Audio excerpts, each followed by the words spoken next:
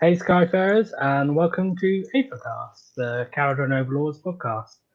I'm Lee, the Arcanet Admiral, and joining me today we've got a bit of a mixture of our regular team and some special guests. So let's get straight into it and do some introductions. We've got our resident Lord Magnate, Alexander Cron. Hey guys. How are you, Cron? Good? Good. Hang on. I might just quit out and come back. Okay. Get my camera on. Sorry. Okay. Well, we'll introduce everyone else while you're doing that then. And we have Daniel Howdy. Sanchez. Yes, sir. Howdy ho. We have had you on before, haven't we, Dan? Once, and my 1-year-old was napping, and he woke up maybe 30 minutes into the show, and I just had to dip, and it was awful. Okay. Well, hopefully that won't happen today. Yeah, no, the wife's watching him now. Okay. And special guest from up in Scotland, we have Phil McGuinness. Hello, nice to meet you all virtually. Looking forward to being on. Nice to meet you too. And I've dubbed you Phil Six Ships McGuinness. I'll take it. I think that's a pretty good nickname to have, to be fair. Certainly one way to run a list. Well, there's lots of ways, as we're seeing a bit. How's everyone keeping at the moment? Is anyone managing to play games? Not here in the States. No. Not quite. Trying to on tabletop simulator. No. That still works. It kind of works with it's a long process, especially with certain lists that just require like 50 models to be moved in blocks. Yeah. Okay. One misclick and everything will just. I've heard a fair amount of fear about Seraphon from people who've played in TTS tournaments. Well, there's a fair amount of fear from me, and I've only watched. We'll see. So that they haven't released Lockdown yet in Australia yet, Grant? Not quite. We are they're really lifting restrictions at the moment. Mm-hmm. We haven't actually had any virus in here for 14 days now. Okay. Oh wow, there you go. Who knows? That's what I was asking. I knew in Australia, in New Zealand, they've been that some people have been managing to get games. So, and I know you both Australia and New Zealand have both been managing things a lot better than the rest of us. I mean, we do have like 20 million people in the entire country, so we're not exactly a large population. Well, our local game store has published tentative reopening plans for some sort of socially distanced games in the sort of August-ish time. So I think that's probably the time scales that we are looking at. Okay. Yeah. It's pretty weird because obviously you're in Scotland, I'm in England, and we're meant to be the same country in theory, but the lockdown is actually different. Yeah, it's pretty different. I was just talking before the show with Dan. We were saying the highlight for me probably was when the government made it illegal to drive to Wales for about a day. That was a good one. Well, there was a brief period where I could have driven to see you in Scotland, but you couldn't have driven to England in theory. That's like the Roman conquest. So what? You could have gone to Scotland, but you couldn't have come back. Mm-hmm. Yeah, basically. I don't know if that. Well, assuming they let me over the border. Okay. Right. So before we start looking at some lists, there's a little bit of news that at least I want to show. I don't know if anyone else got some news. Let's see if I can. Oh, I have not got this prepared. It doesn't help. Kharadron Overlords, the Warhammer 40k 9th edition meta. How do we fit in? No. That is not the news. That is news, but it's not the news. Right, let me... I mean, you ready for those squad lists? I'm ready for those squad lists.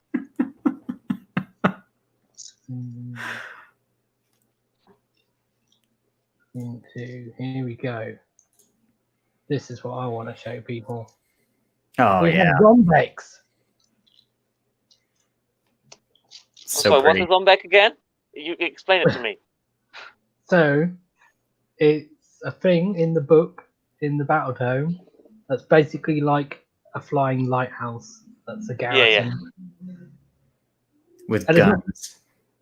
Obviously, it can't be called a Zombek because it's not made by Games Workshop. But we didn't get faction terrain, but now we kind of do. Well, technically we have faction terrain. Yeah, we have flying faction terrain. The ships are terrain of a sort. Technically speaking. Yeah. From a certain point of view. Yeah. But what do you think? Do you guys like this or not? I love it. I think it's so cool. For me, it was just, I think we were talking about it earlier, was the shipping to the States was outrageous, and I just couldn't swing it them. Yeah, I've ordered one. Nice. It's gonna be cool. I like the dwarf face, the dwarf head. That's pretty similar to what we have in actual KO ships. Mm-hmm. Yeah. Gary's stuff's really good as well. It's really, really high quality. I think it'll be a dream to paint as well. Yeah, I'm looking forward to getting it. I've got some of his Dark Fantastic Mill stuff already. Yeah. So I ordered this and a couple of other bits because, well, might as well have made up to get free postage. There you go. Maybe. But yeah, so if anyone wants to get some Skyport terrain, head over there and have a look because it's really cool. There was some other news, but I can't remember what it is now. Being sidetracked by microphones not working. What was the other news? Preparedness. I mean, have we had any tournament? Has we had any tournaments? Well, there's the tabletop simulator one. Yeah. Oh, we had one guy that did pretty good in that, right? well, I have a list. That's one of the lists we're going to look at. Okay. I remember what the other bit of news was, and that's price changes. Oh, that's it. That's right. The Ironclad's going up. Yeah, the Ironclad and Thunderers and Skyriggers and Hundreds Profiteers. Yeah. Plus general hobby stuff. So, yeah, that all goes up 1st of June. So if you're thinking about buying stuff, you might as well get it now or before then. Yeah, particularly Thunderous Profiteers because that's really cheap at the moment. Yeah, I saw that was going up pretty big. I don't actually know how much it's going up by. I did see some prices. I didn't see the one for Thunderous. Oh, and Endless Spells are going up. Like most of the faction Endless Spells and Malign Sorcery and things. So if you want to get Endless Spells for Spell in the Bottle, they're all going up. So get them now, I guess. Which we do use, yeah. Yeah. That's pretty much the news, really. So, I mean, we can't have new battle tomes every week, can we? Correct. No. Still cracking the code on this one. So, right, should we look at some lists then? Let's do it. Let's do it. Let's look at some lists. Okay, I'm gonna have to zoom in. No, okay. So, I don't know how well you can see that, guys. Can you see it? Okay. I got it. Yeah. Scrolling. I'm gonna have to talk through it as well because some people listen to the show on podcast without video. So First list we're going to look at, basically we're going to look at a load of lists that players have taken to tournaments and done fairly well with, because we can't look at every list that's been to a tournament because that would take forever. So I picked this one to look at first because it's the list that a lot of people refer to as the one list. The Neo of lists. So this is Gary Pascal. Gary's list. Yeah. Is a list that he took to Heat 1 at Warhammer World. It's Barracks Ilfin, Iron Sky Command, Endrin Master with Dirigible Suit as General, Grudge Bearer as his command trait, Artifact is Staff of Ocular Optimization, and he has a Chemist, a Spell in the Bottle, a Navigator, one unit of Arcanauts, which I'm assuming Gary would rather wasn't there because he hates Arcanauts, and 3 units of Endrin Riggers, 2 of which have got shooty loadouts with body cannons and drill launchers, 1 with a full melee and pistols, and then he has a gun hauler with a sky cannon, which has also got the Endrin work, Sparta torpedo, and then he has an ironclad with great skyhook, and that has the deal breaker battle ram and warp lightning vortex. Nice. I like the warp lightning vortex. Yeah. So I'm assuming you're all fairly familiar with this list already. Yeah, I mean, I like his the combo of the battle ram on the ironclad and the skyhook to just give it that extra 2 mortal wounds when it charges. Oh, it's not. Oh, actually, no. I think I made a mistake on there. What? Yeah, I think that's an input mistake. I think it's actually. I don't think it has the skyhook. Yeah, I think it actually has the sky cannon. I think I just clicked the wrong thing on the drop down when I made these. Start it over. Yeah, right. All right. I'll delete all 13 pages. And restart the next session. But I think Gary is an advocate of using the boats quite aggressively and having them in a combat focus. So I think the point still roughly stands. And I think it does what it says on the tin. I think for me, you might struggle a little bit if you've got stuff that's got ranged output or some mortal wounds onto the riggers that are chipping wounds off them quite early. Then you're really relying on the ironclad for all of your output. I think you might not be able to play at range as much as you might like, but it's just going to blow some armies completely away, especially if you give away first with this. If you get a double, there's good 60% of armies you're just going to take off the table straight away. Yeah. Because in the WhatsApp chat, we mentioned it briefly yesterday with yourself and Gary, because a lot of people still go by the sort of mantra KO shouldn't be in combat, which basically you and Gary both agreed is probably not necessarily the case anymore. And we're going to look at your list in a minute as well. We've got a lot of tools for doing damage in combat now. Yeah. Many of which aren't actually by fighting, but I think the problem is a lot of the time people compare us to armies that have sort of ridiculous output, like Big War or Slanesh or whatever like that, and we don't have the same sort of point of power as a Maw Crusher or 10 Hour Boys or Triple Keeper or something like that. So yes, we're not a combat army in that sense, but you don't have to just sit at the back the whole time. No, at some point you've got to try and get onto objectives. Normally there's going to be someone else on that objective first. Just generally, if you're trying to maximize your damage output, then you can't really ignore combat, because there's a lot of damage output you could be doing that you're not if you don't do that.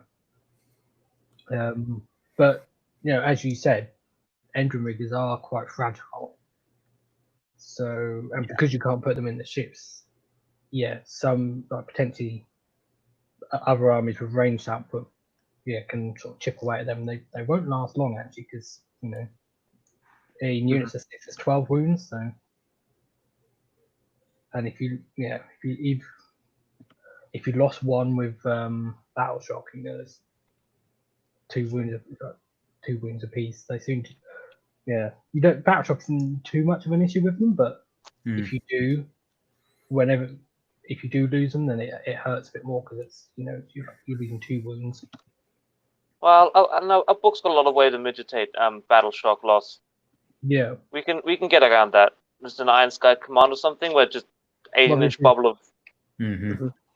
This is an Iron Sky command, so if they're near the ship, they want to be.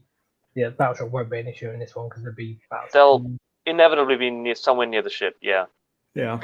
Now, one of I think the minor challenges that you get into with engine riggers in particular, and you may be able to correct me if I'm wrong here, but if you're flying high and they are hitching, can they land in cover or not?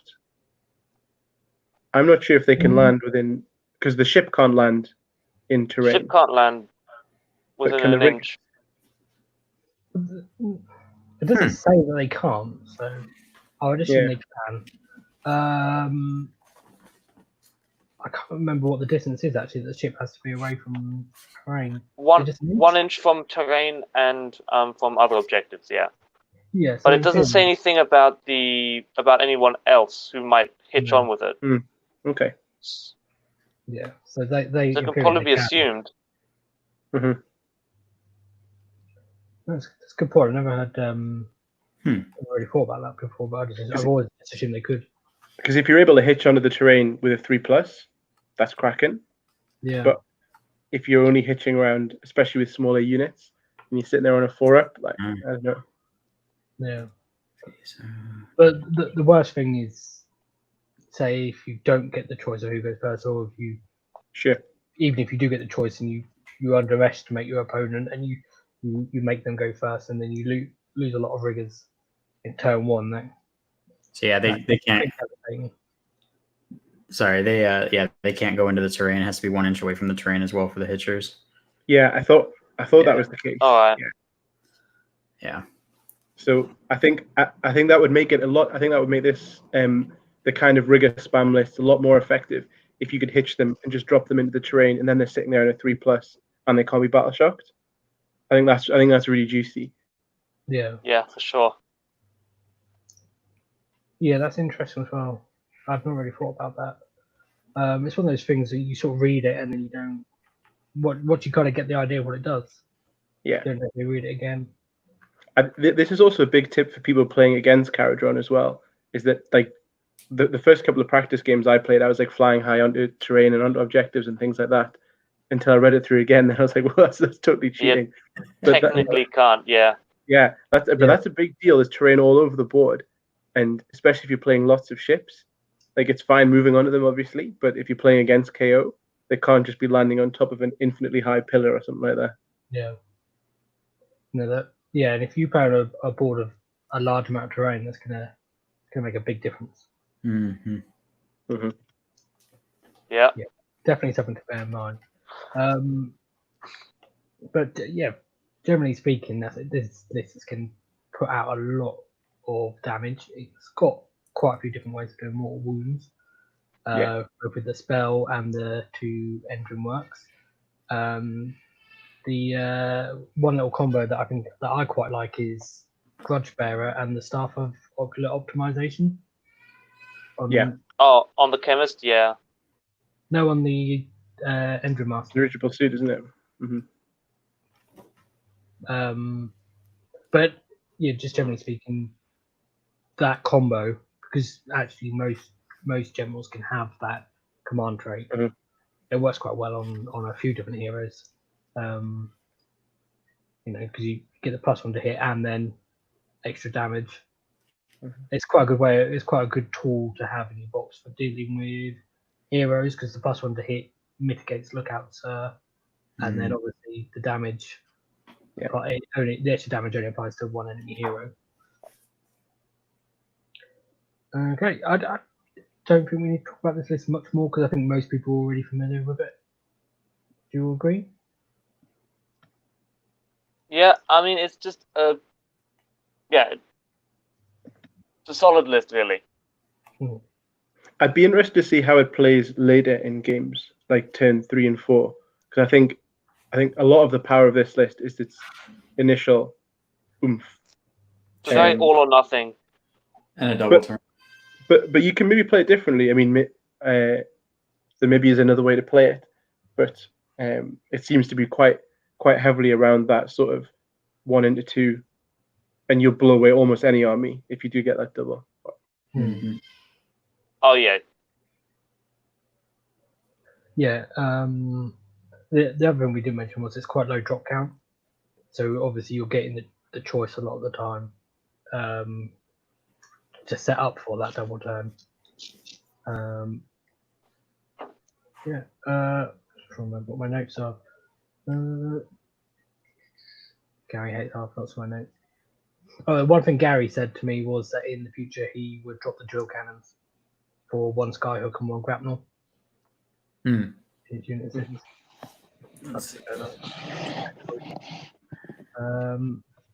He lost to Idenef and Slaves to Darkness of it.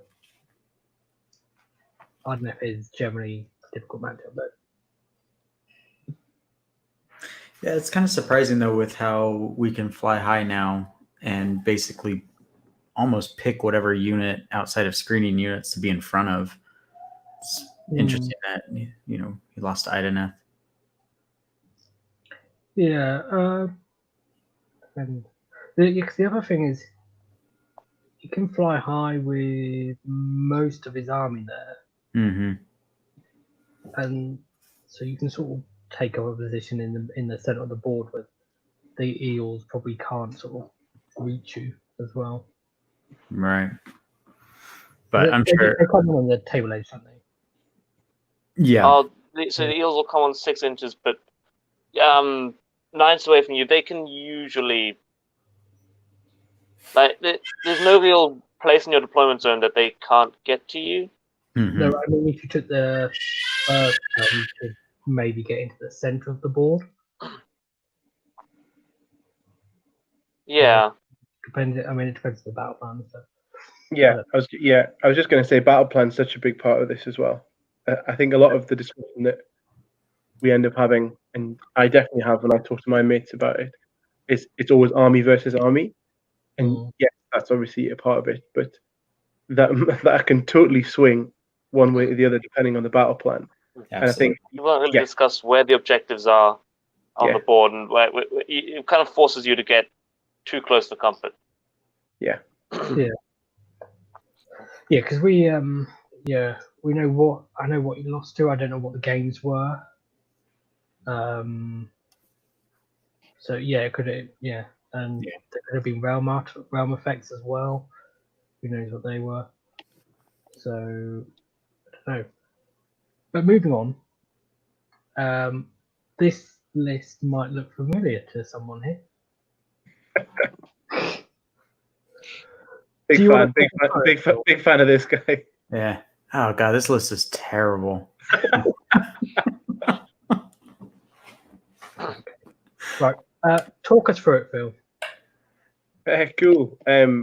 Well, this is one of the lists that I've played the most. I've probably played about 10 or 15 games with this in tournaments since the book's come out. So I went to a couple of 1 days with it as well. And I just found it gave me a lot of flexibility. And most importantly, what I wanted to have was a list that played really differently to how KO was in the previous edition. And I wanted to have play later on in games, so like turn 3 and 4. I felt like some of the other lists that I played with, picked Vortex or picked a bunch of riggers or something like that, I felt like I would lose or I'd struggle after turn 1 or 2, and I'd either blow them away or I'd struggle. And so I really wanted to have a list that had a bit of game sort of later on. But because it was so high drops as well, I wanted to. I mean, I effectively always deploy in the same way. I just sit in the corner, screen with 20 Arcanaut Company, and then pick them up on my first turn if I have to. But I think it's really important to have game later on. And the frigates and the gun haulers especially give you so much of that. So I think to contrast that with riggers, for example, if you take 5 or 6 wounds into the riggers, you lose 5 or 6 wounds of output. If you take 5 or 6 wounds into a gun hauler or a frigate, you lose none of your output until you've lost the whole bracket effectively, because we don't degrade at any point. So there's I think the idea was to try and give the opponent not many good choices, if that makes sense. So there's lots of things that you can go for here, but destroying each one of them in particular is not going to be huge.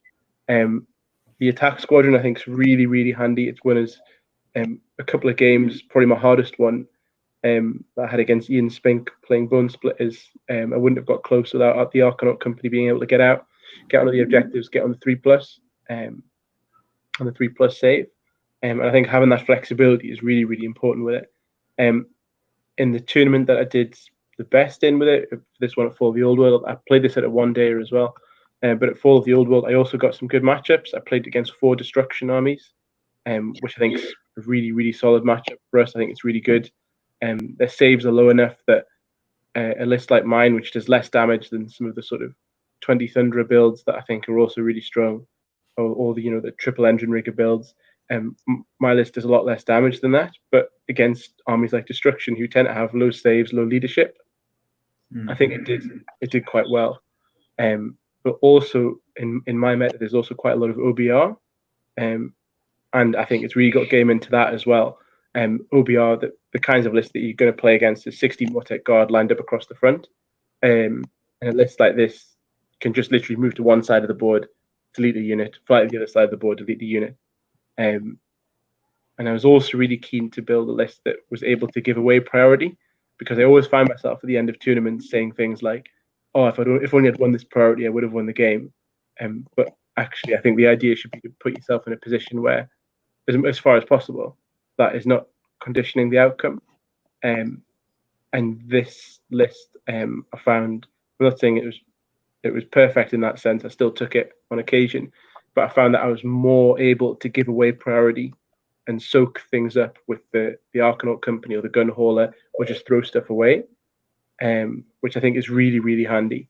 And finally, you can also do a nifty little deployment with this list as well, where you're putting 3 gun haulers up front, a frigate on either side, the ironclad in the middle, and then the frigates can drop their Arcanaut company off behind. So you can move the entire blob in a circle, and all the opponent can attack potentially for 2 turns is either the 3 gun haulers at the front, which is 30 wounds on a 4-up, potentially rerolling 1 set per turn, or they can try and fight the Arcanaut company on the back if they can teleport.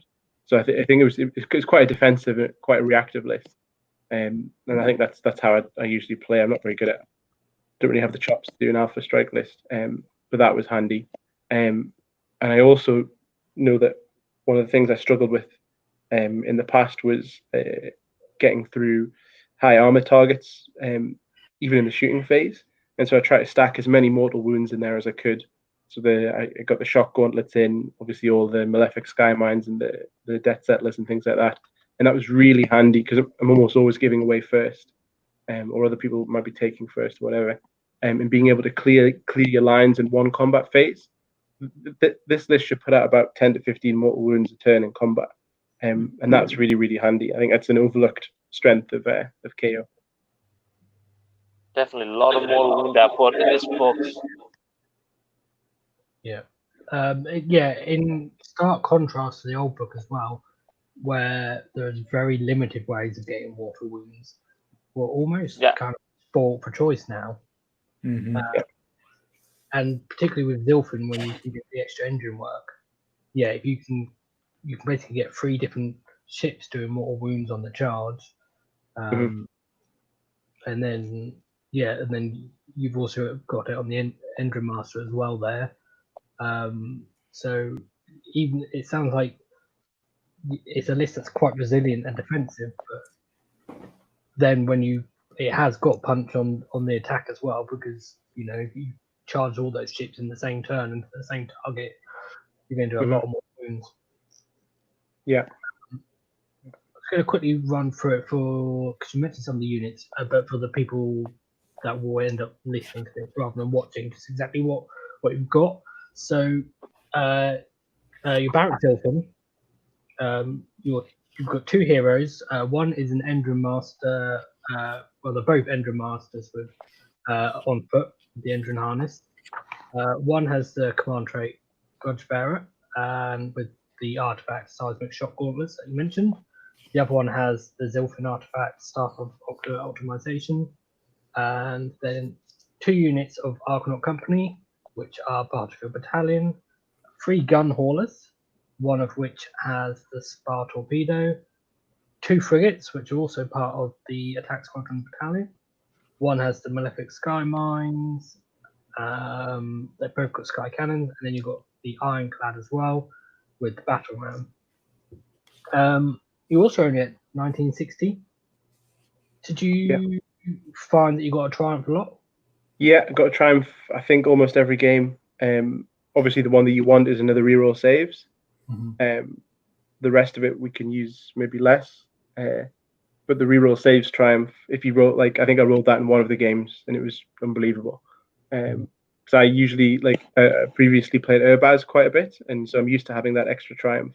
But it really gives you that flexibility to say, I'll say reroll the Ironclad's wounds this turn, and then in the next combat phase I can still reroll its saves, and it just makes it such an unappealing target. And at that point, your opponent's thinking, well, I can either take the 3-up rerollable Ironclad, or I can fight all of the gun haulers, which doesn't really matter if I kill them. So I think that helps with giving people bad choices. But I think an area of weakness probably would be on the hero missions. That's the one that I lost in the final game to try and win the tournament, and I had Zinj on 3 places of arcane power, and I just didn't have enough. Didn't have enough juice. It's still a general weakness of our book is we don't have as many tough, survivable heroes as other people would. We can't, like, we've got the original Endermaster, and he helps, but other people have, like, Ghoul Kings on Dragons, or Greater Demons, or Nagash. Yeah, Archeon. Yeah.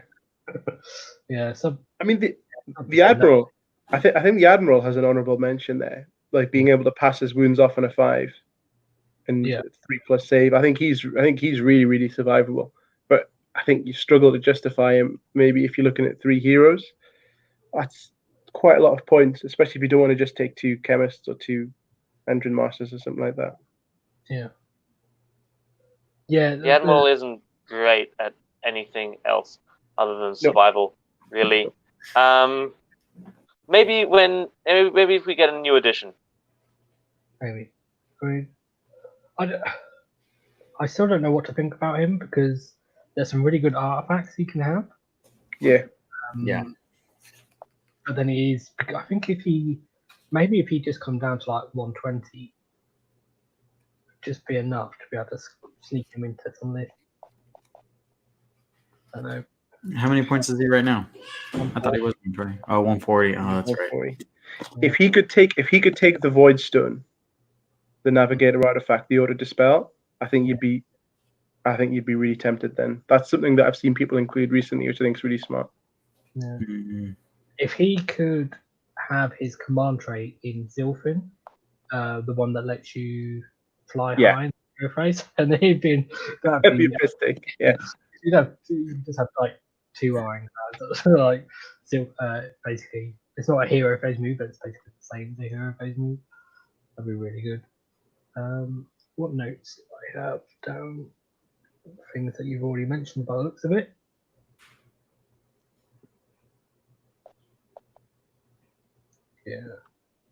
Yeah, a lot of destruction. He came 3rd though. Really good, really good result. So I assume you're happy with that. Really happy. Yeah. I definitely respect the slower play style. The slower way to play KO. Just kind of staying back and just methodically picking off bits of the army, but just staying out of that initial, like, not doing the alpha strike and just moving your way up. Be slow, never aggressive. It's actually. Oh yeah. No, you go ahead. It's it's one of the lists I used for a while. Just I think that was definitely my CanCon list anyway for this year was that slow approach. I switched it up at SAGT to try and get in on the whole Alpha Strike, but no, I really like the just yeah. I think the problem is that a lot of EOS's missions can really fuck you up with the sort of stacking scoring, and I think that pushes people towards Alpha Strike quite a lot. If you've got like something like 3-pop, you can lose that on turn 2 or 3 if you haven't been scoring. If the other person gets to go first, you can mathematically be out of it so quickly. So I think that's something that can push you into a faster game, which I don't think really favors us actually. Or, well, it maybe favors us to an extent, but you're putting it down to a coin toss on that priority, and then you lose it on turn 2 or turn 3, and you're like, oh damn, I lost. But, yeah. So something else that's just occurred to me about your list is the 3 gun haulers with the ironclad. It's obviously still only 1 5+, but you potentially can shift off 30 wounds from your ironclad onto gun haulers. Oh, just the gun haulers just absolutely make my life. Like they're so good and they're so annoying. And they can just pop up all over the place. And especially that once per game 16-inch move really catches people out. And being able to sort of sneak over and maybe like charge a hero or charge onto an objective or something like that. That's really handy. I'd be keen to see some of the people who have been experimenting with even more gun haulers to see how they get on. But I do think we'll lack bodies, so there's got to be a way to get them into the list. That ignore the wound, that doesn't even bump it to the gun hauler either. That just completely negates it, which is great. The product just bumped it to the gun hauler. Did they change that?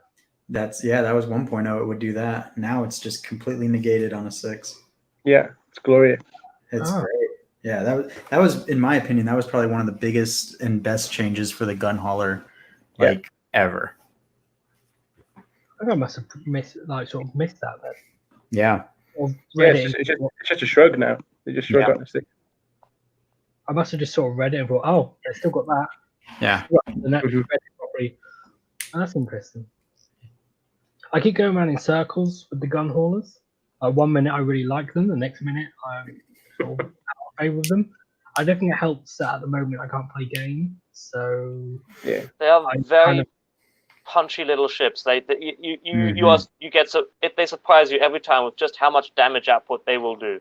Well, I keep obviously I'm kind of limited to crunching numbers at the moment.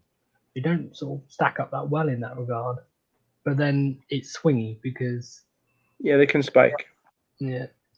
Whenever you have a sky cannon on anything, D6 attacks or D6 damage is your choice, and whichever way you go, when you have a D6 involved, you could roll a 1 or you could roll a 6.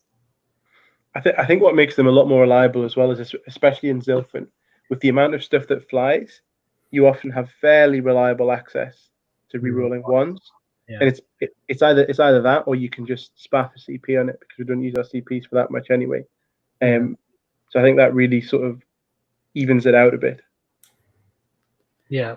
For me as well, when I run my gun haulers, I actually take the drill cannon because on a 5 they do 3 mortal wounds, just boom. And it's only 1 shot, but even if you don't get that 5, I think that's really cool. Yeah, and even still, if like say you don't get the 5, say you just hit and you wound, it's still -3 rend. Yeah. I think the gun haulers are really overlooked. I like them a lot. I take 2 at least. And the range on that drill cannon as well. Yeah. 36 inches. I mean, it's kind of almost unnecessarily long when you consider that it can fly high. Yeah. Because it's 36 inches on a 12-inch move model that once per game can also move an extra 6 inches if it needs to. Yeah. So without flying high, I got 48 plus. But then you remember that Cave and Giselles exist, and they're ridiculous range for little rats, and it drives me nuts. So, so is there anything else about this list, Phil, that you think we haven't covered, or things that you're maybe considering changing in the future, or? I think we're gonna stick with it for a while, but I'm tempted to switch out. And I didn't end up doing that much ship healing, maybe because I was playing Destruction and they couldn't really get to it. But I wouldn't be averse to switching out one of the Endron Masters for an Admiral to make those hero missions a little bit easier. You've got the extra 40 points spare. Really. Yeah, I could do that. Maybe drop a gun hauler, but I don't know. I like it. No, you can't drop a gun hauler. yeah. You can't have less ships. Yeah. More ships. Then you're not Phil 6 ships McGuinness. We'd have to change it. Yeah. It has to be demoted. That's really boxed me in. Yeah, that'd be awful. Doesn't roll off the tongue. Yeah. Yeah. 'Cause I guess. I think I asked you this before in WhatsApp, but did you find you used the seismic shock gauntlets much or not? I used them in 2 games, and they were quite handy. Again, that might be something that I'd switch up.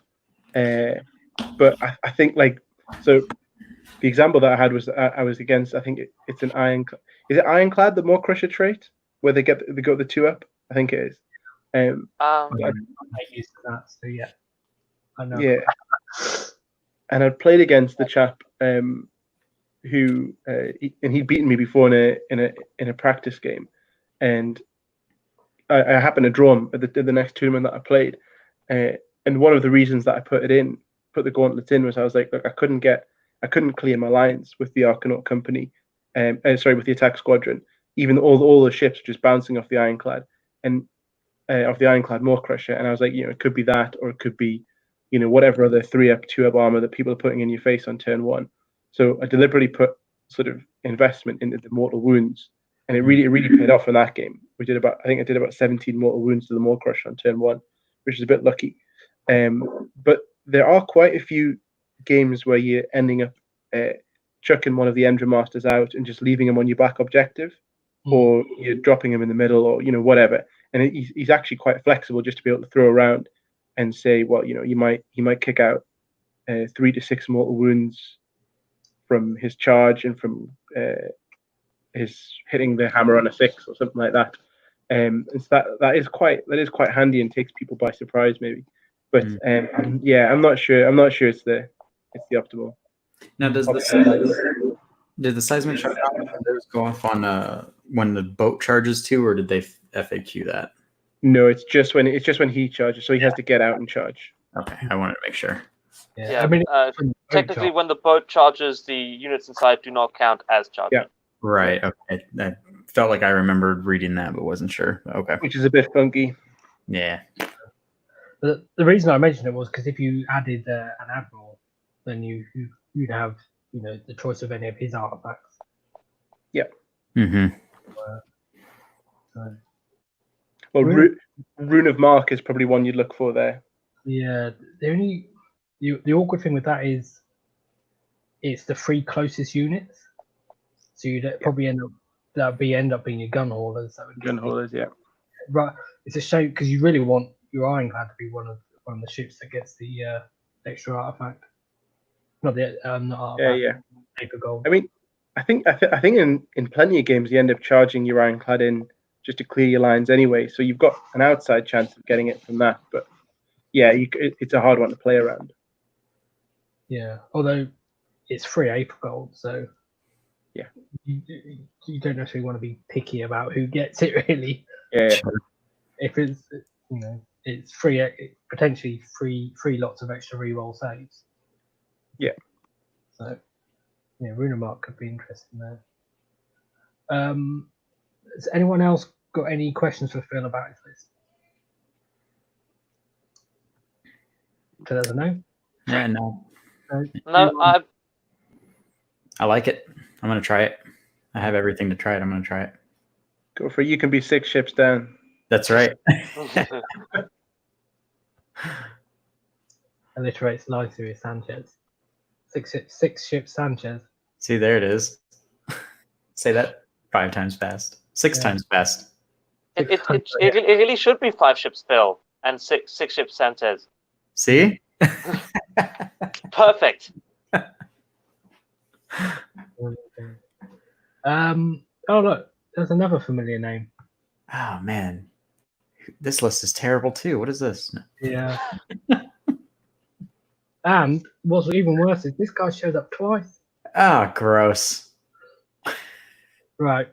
I think, Alex, if you don't mind, we'll try and go through yours quickly because we talked about them on Aethercast before. Oh yeah, we have. But I'm interested to know if you change your mind about it, or if you thought about, if you've got any sort of more thoughts on them in hindsight. Oh, so this is the can. Yeah, this is the CanCon list. This is my slower, similar to Phil's list. Staying back, not taking that immediate turn to Alpha Strike, but just picking them off bit by bit. It worked nice. But if I could, I remember I really wanted to put like a bigger endless spell in, but I just didn't have points. I don't know. The 20 Arcanaut, I could get rid of the 20 Arcanaut company and put a gun hauler in, but I really like 20 Arcanaut company just for sitting on my back line and just being a presence. Just holding up the home field objective while the others kind of moved up and were engaged the enemy. They really had a big screen for deployment as well. Also, yeah, but I think just the general deployment of whether I use this list or the Alpha Strike list, there was always all the ships stay in a corner, and then there's the Arcanauts are a screen if the enemy has some kind of teleporting eels or Terrorgeists. My God, I've had some bad experience with Terrorgeists. Terrorgeists charged my Ironclad turn 1 in one game. Ironclad put up its reroll saves defenses. That doesn't matter. Terrorgeists just killed it. All the Thunderers couldn't get out. They all died. 1,500 points down turn 1. I was like, So you're still F. So that was a short game. Yeah. You came back and won, right? Oh yeah, always. Yeah. That's what I figured.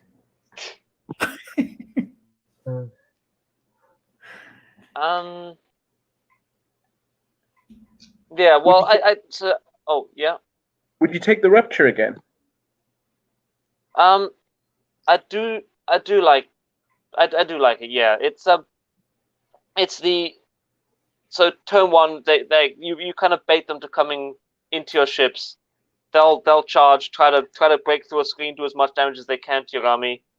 Then you can rupture them, halve their movement, which locks them in place. That locks their big killer unit in place. Then you teleport off, and you've got basically 2 turns of free reign while their big unit slowly makes its way back into the center where it needs to be. But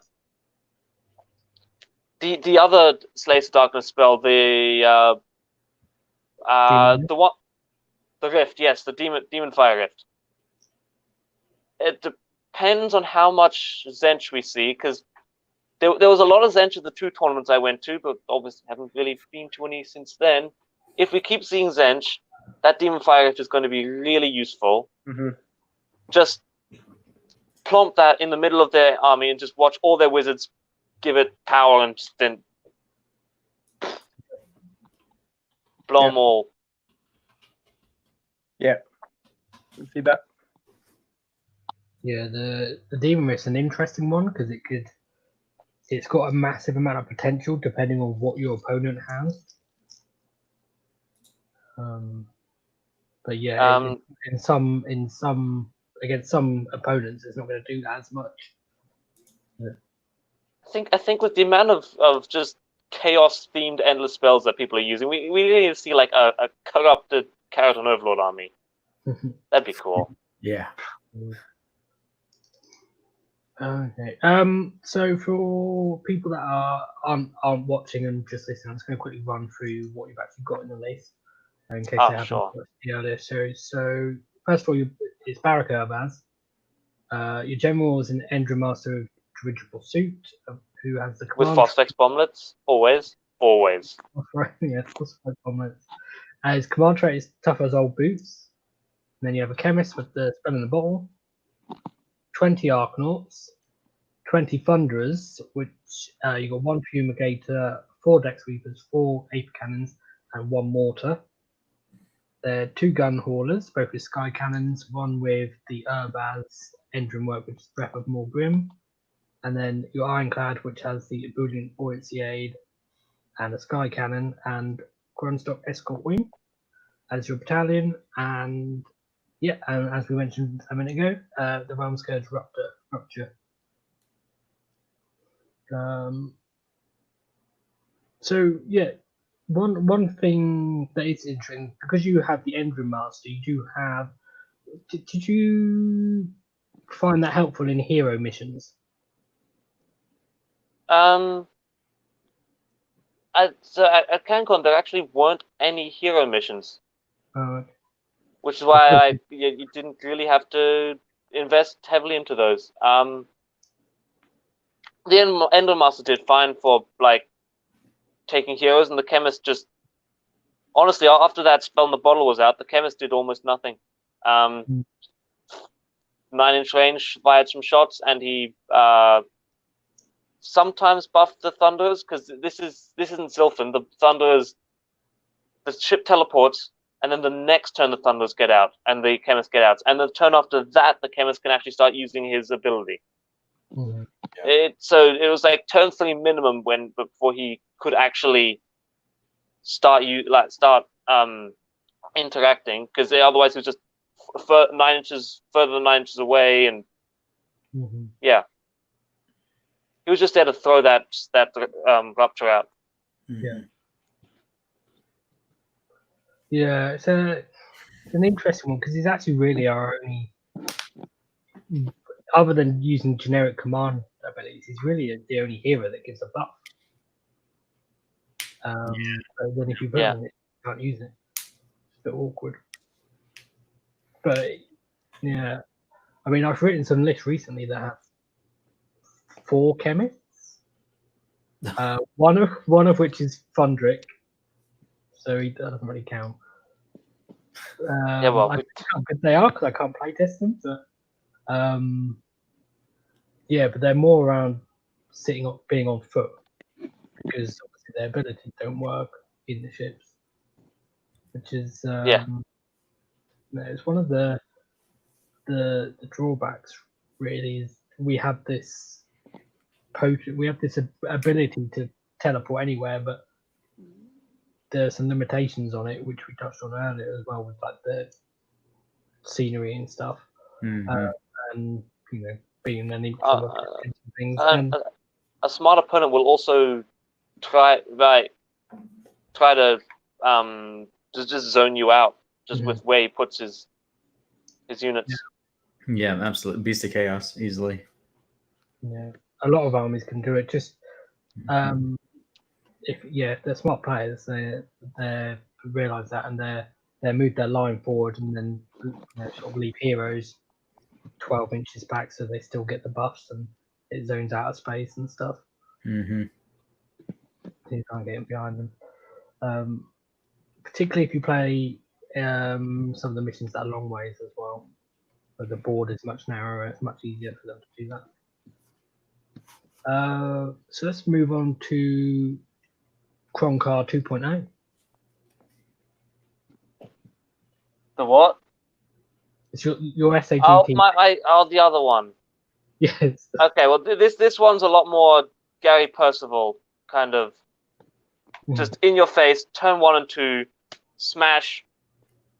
teleport out.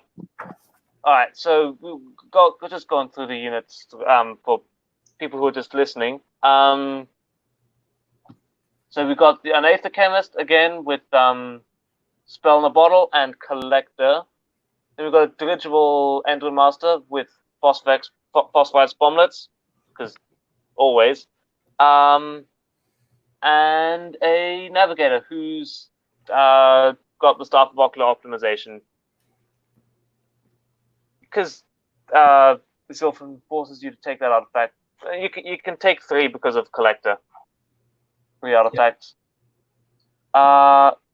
So then I split the Arcanaut Company into 3 units of 10 just to get basic battle line.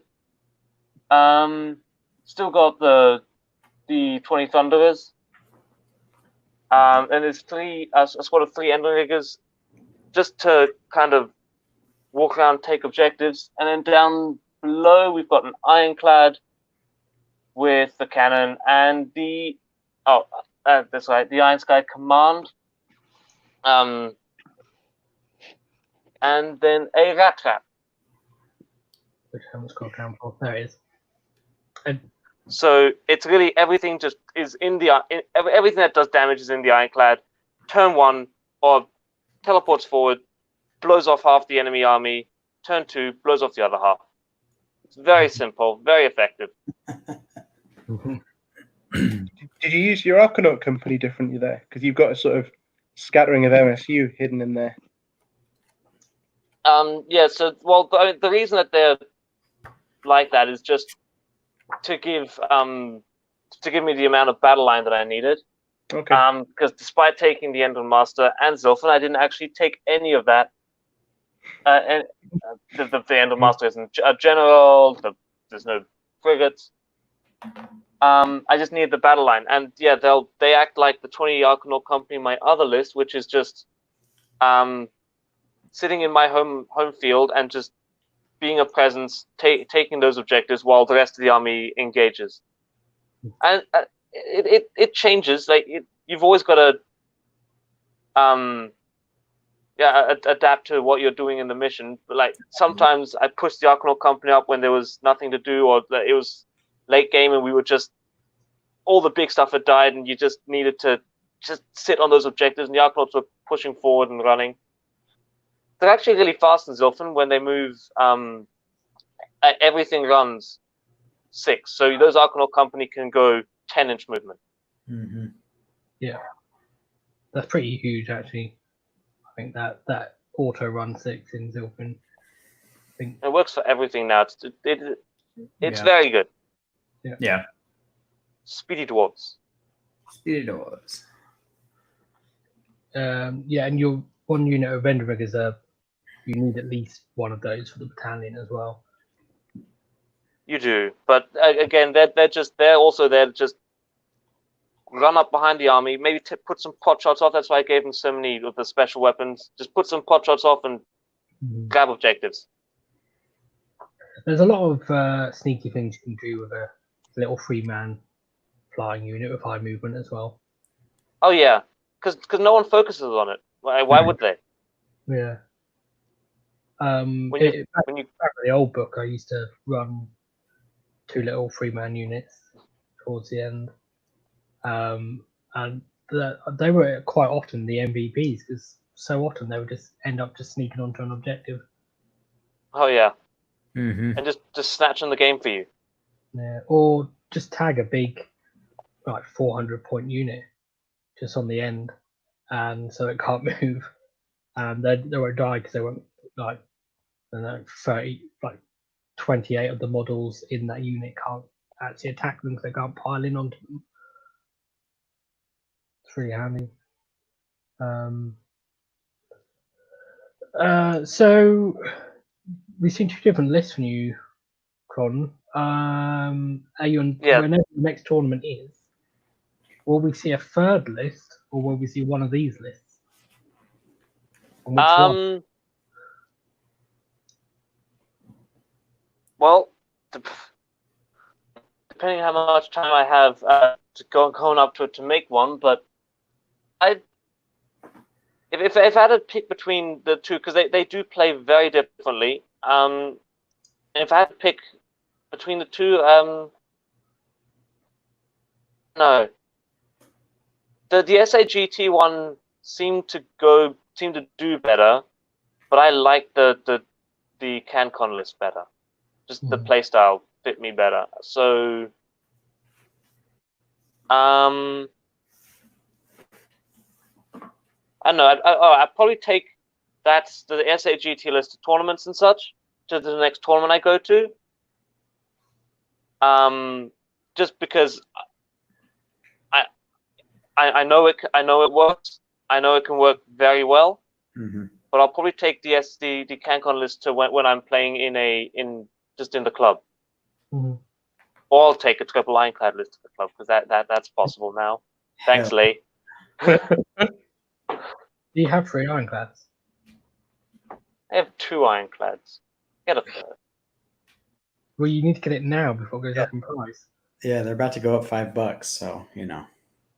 Might as well get it. Buy 4 now, and then you're ready for the next battletome when they're really good and cheap.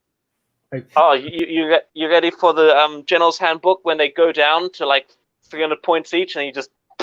Oh, hell yeah. Battle line ironclads. Yeah, Battle line ironclads, yes. When they were 380. That's all I'm saying.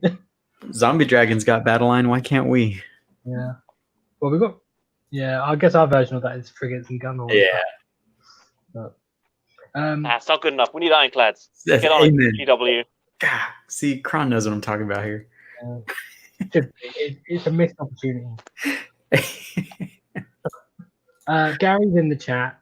I think I don't think he's watching live. I think he's catching up. But he said the IDNF list he lost to had a Celestant Prime in it, and he lost every priority roll. Yeah, Right. A Celestant Prime, really? Hmm. Oh, you don't see those. Yeah, I've seen a lot of people talking about them recently. But they seem like a lot of points to me. You know what? I've heard about the IDK Celestiant Prime one. I've heard about that kind of being like a nasty little boogeyman. So. Yeah, I'm not sure exactly how it works. I mean, the main thing I sort of think of when I think of the Celestial Prime is sort of just doing mortal wounds somewhere on the table wherever it wants to. And it can deploy off the table as well if it wants to. Which kind of works with the eels, I guess. Can the Celestin Prime work with us? Well, that's what I've seen people talking about, but I'm not sure about it yet. What are his rolls? Tempted. Have you thought about it then, Phil? Yeah, I'm not sure I can really justify it because you've got 510 points in the Ironclad already. It definitely wouldn't fit with Attack Squadron, but if you've got 510 points in the Ironclad already, another 340 point model sitting in there, when you already also might be taking 15, 20 Thunderers, your army's just 3 models then. Well, 3 units. Yeah, I don't know. I think to take it, you'd have to omit Thunderers in a clad, or you'd have to omit too much elsewhere from the stuff that gives you flexibility. So I'm really not sure, but I would love to try it, or I'd love to see someone try it. I think he's just got great presence as a threat. If someone just saying, well, it could come down at some point, it will make the other person play so differently. Yeah. But, I don't know. Yeah, I guess there's always that thing of if you've got something off the table. Yeah. It's similar to the threat that Fly High has. Yeah. It's almost more powerful when you use it. People are if you deploy all your ships on that corner, like your opponent is terrified. They have no idea what's going on. Yes, absolutely. Yep. And they often take first because of it. Yep. Yeah. Which is great because I love playing for the double turn. Like that's my jam. Like, yeah, go for it. You take, and then, if I get the double turn, great. Then I'm blast away. But if I don't, it's still you go, I go, and we move on from there. But Yeah, it's always funny to see people kind of watch you deploy just completely turtled up into one tiny little corner, and they're just going, "Damn, I was not expecting that." Every time, yeah. Every time. And then they kind of panic and just go to the default. Oh, I guess I'll take first turn. Yeah. Capture the field a bit, and then you just okay. All So right. here's what's gonna happen. Here's my ironclad. Here are my thunderers. There's your army. Yep. You just let them spread out a bit, so it's easier to pick them off one by one. Absolutely. The other thing is quite often is on that turn 2 to turn turn 1 to turn 2 is if I do win the priority, I quite often want you can take it. Interesting. It depends. I mean, it depends on the lay of the table and what there is. Like, obviously, if I think I can really just sort of crush them right there and then I will. But certainly on particular battle plans where you're waiting for objectives to come down or points are scored more later, or I don't know.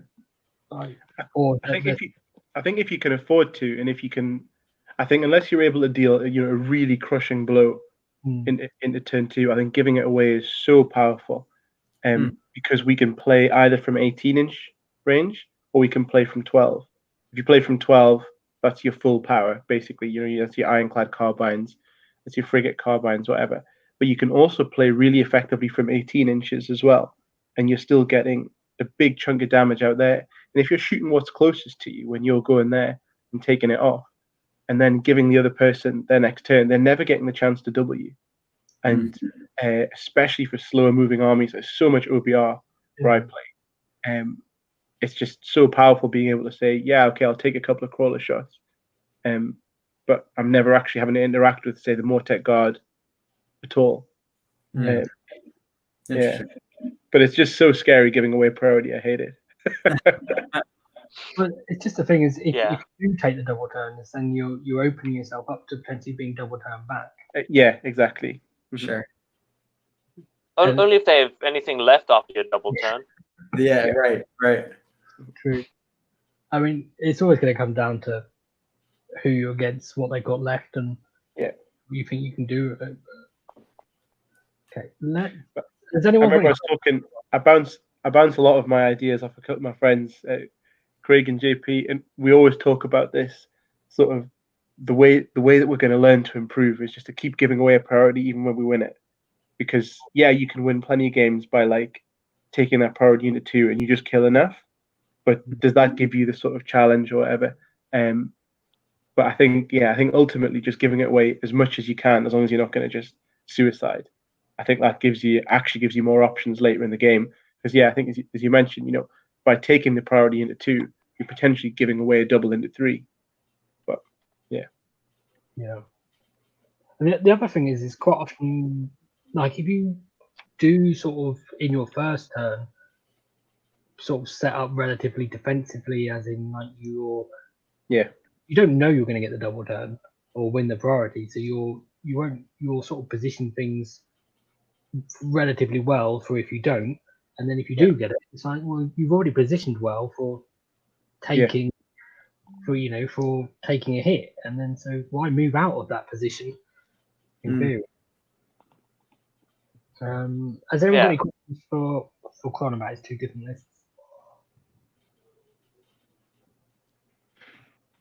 Yeah, I mean, I've always liked this list. I like the 20 Thunderers. It always surprises me how much damage they can put out, and it always surprises my opponent too. And I only run 15 Thunderers in my list, and they still, I mean, they just pump out damage. And at 2 wounds now, like it's so much fun to have Thunderers.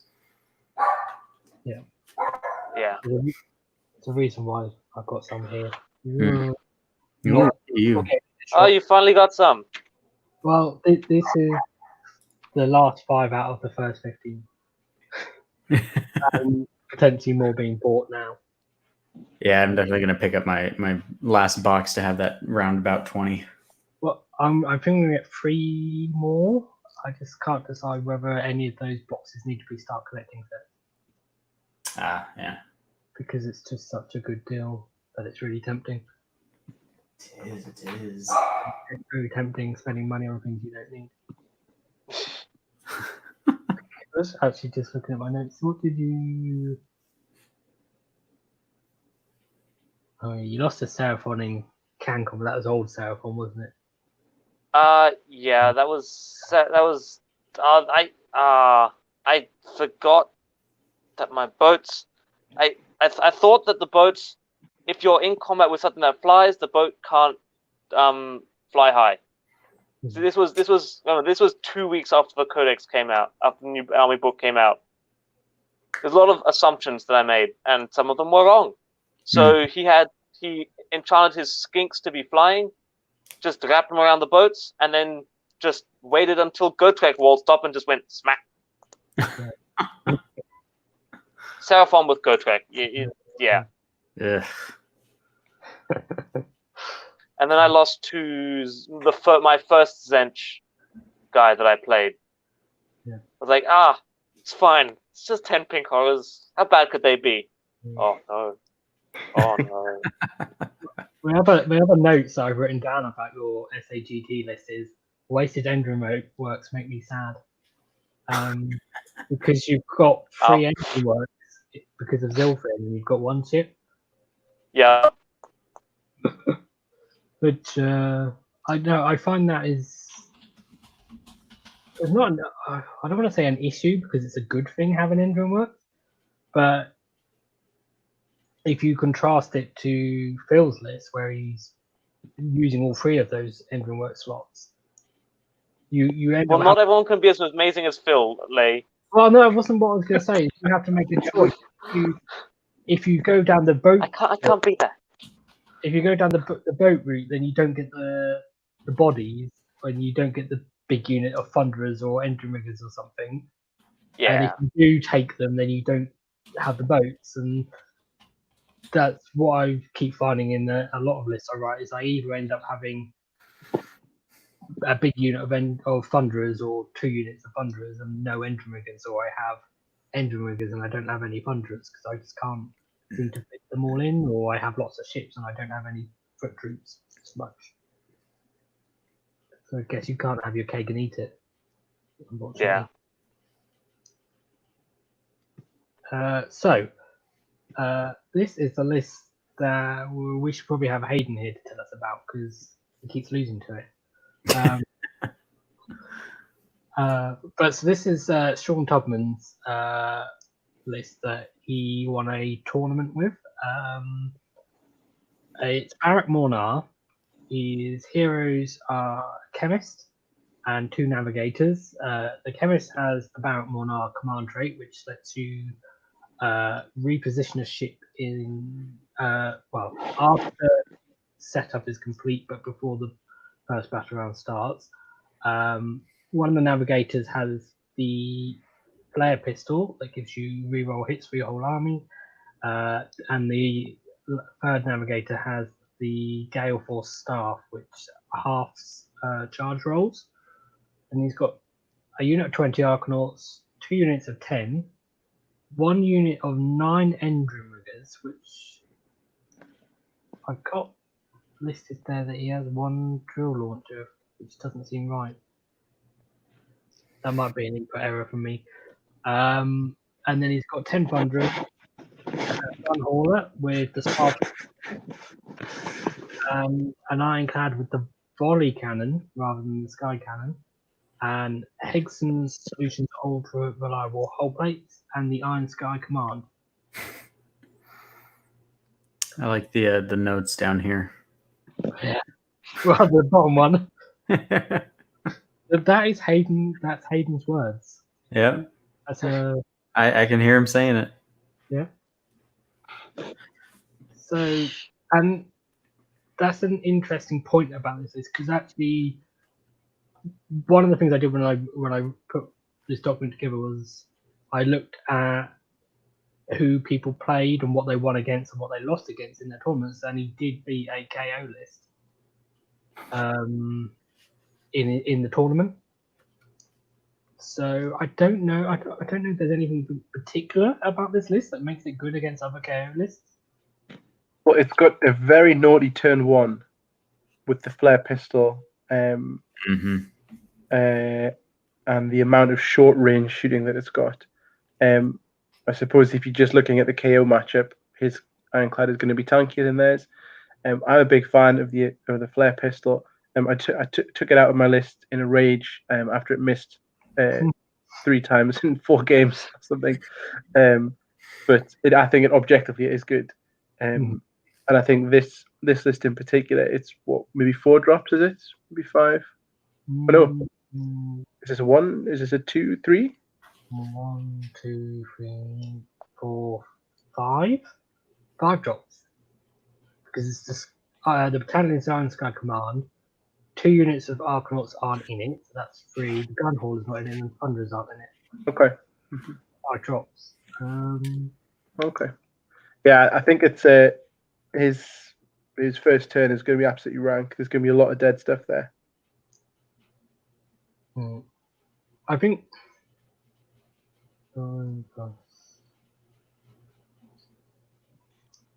I think this list is going to be really good on those matchups where you're 18 inches apart. Just because you can potentially get all your Arcanauts into range and a lot of short range comes in. If you really wanted to really push your first turn with the reroll all failed hits on a target. I don't know. I don't fully really understand why he chooses more Gnar other than the Galefall staff. Which is super good. Yeah, the Galefall staff is really nice. Yeah. Because he has run and shoot, which is kind of handy, but you also have fly high. So. That's the run and shoot thing has always kind of been lost on me, to be honest. But yeah, the Galefall staff is huge. Yeah. Yeah. It's a shame that you don't get that auto run 6 and from Zilfin and Monar, like the 2 separate skyports. Like if they're in the same skyport, that'd be really useful, something you could really build around. So one thing that I do like is that he's using his riggers in a different way to a lot of people, where he's using a big block of 9.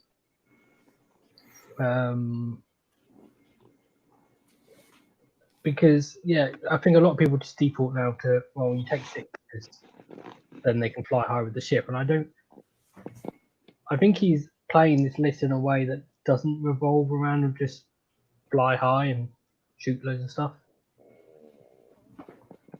Sure, yeah. Yep, easily.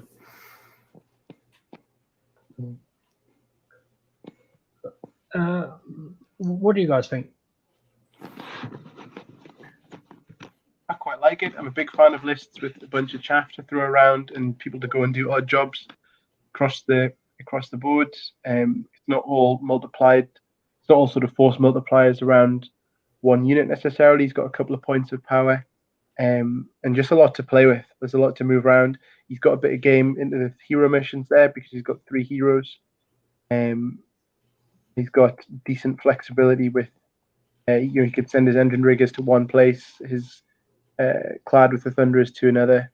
I quite like it. Maybe missing a little bit of oomph, but then the flare pistol perhaps makes up for that. So where it is missing, say, if you look at Gary's list, he's got all the output from the stacked engine riggers and the vortex. Maybe this list gets around that a little bit by saying, well, yeah. I mean, the thing is, he's got 10 Thunderers there, and it's easy to overlook something like that, but they're still going to put out quite a lot of damage, and there's still 20 wounds now.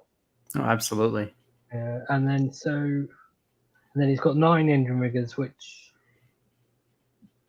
they're not as good as they're not as powerful as they were back when you could give them a +1 attack, but I mean, yeah, it's still what 10, right? 10 attacks. yeah, The master.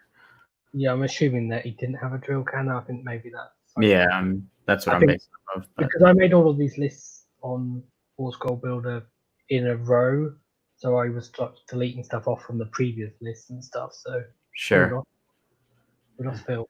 Lost Phil.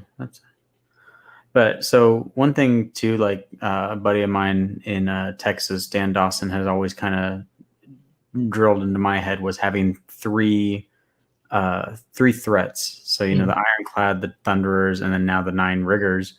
But you also have 20 Arcanaut companies standing on an objective. They're no joke. I like the big blocks of the company. Yeah, yeah. It kind of reminds me of some of the lists I've been looking at. Oh, Phil's back. Into the stream, there he is. Welcome back.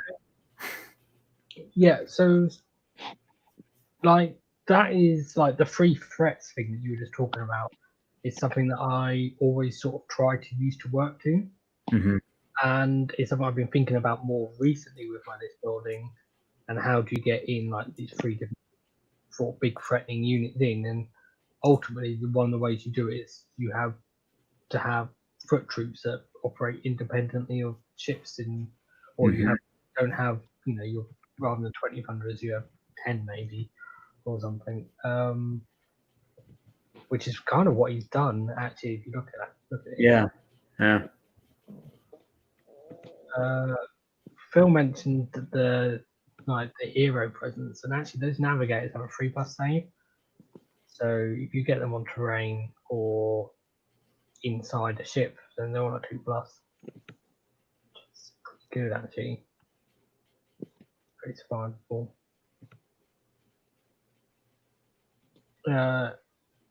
One thing I would say is every list, or well, not every list, most of the lists we looked at so far, if they've had a gun hauler, one of them's had the spar torpedo.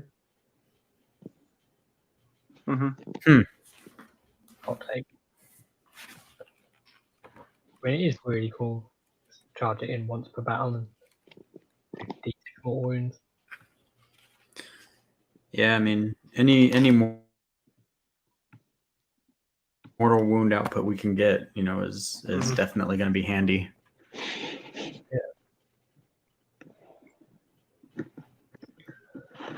Yeah. The other thing is, anyone in positioning, he's got a fair amount of bodies there, and because of the battalion, everything is battleship immune if they're in range. So, those 20 Arcanauts, 10 Thunderers, or or the even the engine riggers, if they do get hit by something, then battleship immune is pretty handy. It's kind of like an all-round list because it's got some tech there for mitigating what the opponent can do to staff and stuff. I like the fact that he's gone for the body cannon as well. That's interesting. You can definitely put out a lot of shots with that thing. It's going to be a lot more effective with Seraphon coming out now. Cannons with their 2 damage are going to lose a lot of their power with Seraphon turning 2 damage into 1 damage. Yep, I think it's ought to include the volley cannon if you're going to be playing against. If you like that you have any Seraphon, I think that'll hands down just win the matchups against us. Yeah. Although we've only got Tabletop Simulator to go by, but and there were a lot of Seraphon on this, but they were all Starborn rather than coalesced. Interesting. What did he beat? So he beat KO, beat Sylvan, lost as the Inch, beat Skaven, and then beat the Inch. And he's played against. I know he's played against Hayden a few times, so I beat him a few times with his KO. Which is interesting actually, because I think Hayden's list is relatively similar.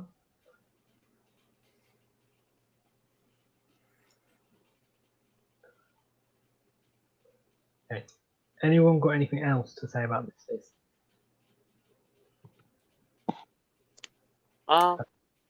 Yeah. Nope. No? Okay. Big box of Arco. Yep. The best. So this list is by a guy called Daniel Scott. I love this. You just love it just because it's not written by someone that's here. No, I love it because it's Bracknar and it's got Grungensen in it. Oh, okay. So, yeah, I don't know. Brock Grunson. Apparently, we're all missing something there. So, yeah, Baratnar, he's got a navigator as his general. We're champion of Progress Command over Baratnar 1. He's battle shot within 12 inches. Is that correct? Yeah, I think it's right. He's also got the flare pistol, which we talked about in Sean's list. Then he has the Endron Master with dirigible suit. His artifact is the Aether Charge Rune, which is the Baratnar 1, which I can't remember what it does at the moment. But Aether Charge Rune. Once per battle, you can change one hit roll for an attack made by the bearer or one save roll to one of your choice.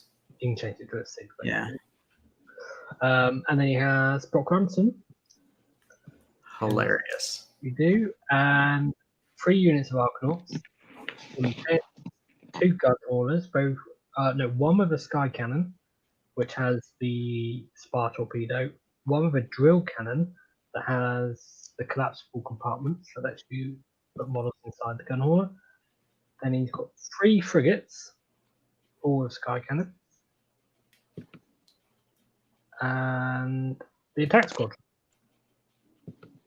It's beautiful. So your 6 ships McGuinness, and this is 5 ships Scott. Well, I love it, but I'm so tilted by Brock. Yeah. Oh my god, he's so bad. But respect. I love that he's gone for it. I'd be interested to know if he's actually sort of charging everyone in and using Brock to reroll all those charges. I don't know if that's what he's going for. Surely not. But I'd be interested to see who he. So he lost to Big War, which I guess figures. But yeah, respect for him pulling it out. He's got a lot of the flexibility of attack squadron, which is cool. And he's got the gun haulers to throw around, plenty of wounds. Yeah, drop Brock, and I love it. Brock with the attack squadron is an interesting choice because a 3d6 charge that you can re-roll. Yeah, that's going places. Yeah, it is. Yeah, that's interesting. Something I hadn't thought back to now. Yeah, I mean, I can see why a lot of people don't like Brock. I think it's mostly his command ability is just rubbish, isn't it? And he's more points than the Endron Master with dirigible suit. Mm-hmm. Problem. Plus, he can't take artifacts and command traits and things. So he beat Hammerhall, beat Bone Reapers, beat a list that I couldn't identify because it wasn't on there. Beat Tempest Iron, lost to Big War. It's so interesting that he beat Bone Reapers. I would want to know more about that match. Yeah, it's a good point. You have problems with those? No, you know what? No, but there's such a gatekeeper army for like tournaments. Like they keep, so it's always interesting when I see maybe an out of left field list like something like Brock Grungensen beating OBR. It kind of just piques my interest. I'd be really interested to see how that played out. Yeah. We should really do like a Bone Reaper episode. Yeah. I think Bone Reapers are a great matchup for us. I think after Destruction, I think Bone Reapers are really, really good for us to play into. I'm just not sure how he beat them with this list. Right. I feel like he looks like he wants to be in combat a bit with this list. I'm not sure that this has got enough shooting to lift off enough Mortek Guard, but you never know. It's only the second game of a tournament. You can effectively be against anyone. Sure. Maybe he, and also again, you get a good mission, like you get taken hold or something, and maybe he just shoots them off. Yeah. And wins the mine. Maybe the bone number list was weird, and it was Stalin Lords or something. I mean, he does have the flare pistol to give reroll all failed hits. Yeah. So, I mean, potentially in one turn you can do a lot of damage because you can put out 3 units of Arcanauts, which will be in range because you'll move the frigates and then they get out. Yeah. Only if he doesn't fly high. Pardon? Only if he doesn't fly high. Yes, yeah, you have to move them. Yeah. And then they could be re-rolling all failed hits potentially. Yeah. But yeah, there's not. I mean, we were just talking a minute ago about sort of having 3 threats in a list, and I can't look at this like I almost don't see any.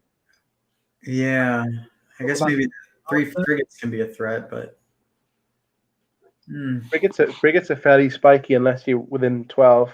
But I think he's really just got a lot of skin in the objective game as well. I think if he's playing some of those, if he's playing Star Strike or maybe Blood and Glory or something like that, I don't know.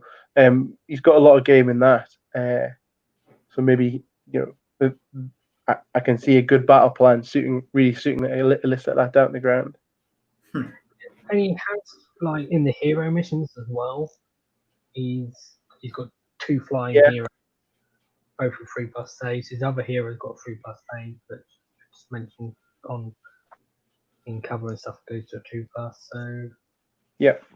And Barrett he's got quite a bit of anti-magic as well. True. Anti-magic, yeah. Huh. I guess he's gonna have quite a few command points. Potentially he's gonna get 1 from his battalion, and then you roll. It's on a 4+. You roll for each hero, don't you? Barrett so potentially getting 2 more there. So maybe he's just using command points to get reroll 1s as well, just to improve that shooting when he needs to. I think it's more a list about how you play it rather than just out fighting your opponent. Sure. I think it's clever about getting on objectives and stuff. And you said to me yesterday on private message, Phil, about using the attack squadron charge, that you wanted to be more creative with it. And I don't have used that to its fullest extent. I think maybe because I'm mostly using the Arcanauts as a screen. But maybe if you've got an extra set of them to throw around like this guy has, maybe that gives you more, and you've got Brock to reroll them all.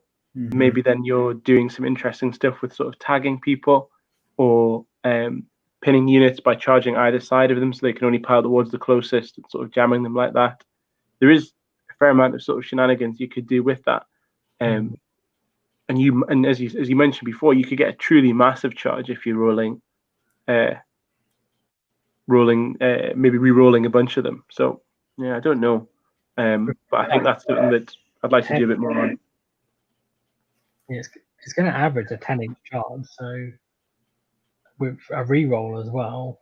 I mean, even if it's just as simple as going around a screen and getting onto an objective where that's only been held by a hero or something. Yeah. And also with attack squad, you can get out pretty near to the bad guys. Like, all you need to be is 3 away from them. Yeah, because you're moving, not flying, and then and actually, and it's not. Oh no, wait. I was going to say you can't get out behind a screen, can you? Because it's 6 inches. It's not wholly within 6 when you get out, is it? But then, no, it's just within 6, and then out with 3 of the bad guys. and then you've got your charge. Yeah, but you wouldn't be able to get out on the other side of the screen anyway, would you? Oh, no. Sorry, yeah, I see what you mean. Isn't it? The width of the bases. But no, you could sort of get out and sort of, run past them quite easy, I'd imagine, if you wanted to. But, potentially you can just put 30 bodies on an objective if you want to. Mm-hmm. Yeah. Doesn't matter if you kill them or not.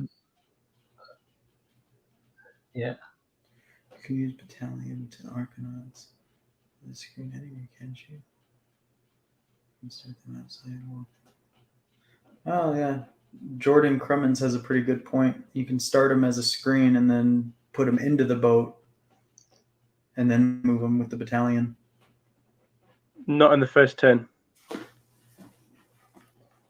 Yeah, you won't be able to get them out again. Like they don't get to get out, because getting in or out of a garrison counts as a move. Mm-hmm. So either way, you can only get in or out of the boat once per turn. Yeah. It's made explicit in the FAQ that they can't. I'm pretty sure it's made explicit somewhere in FAQ that you can't get in and get out in one turn.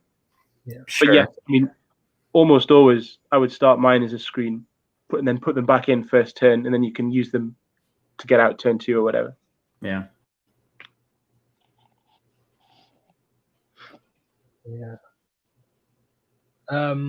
But no, he did well with it. So maybe it's just got some sort of tactics and strategies that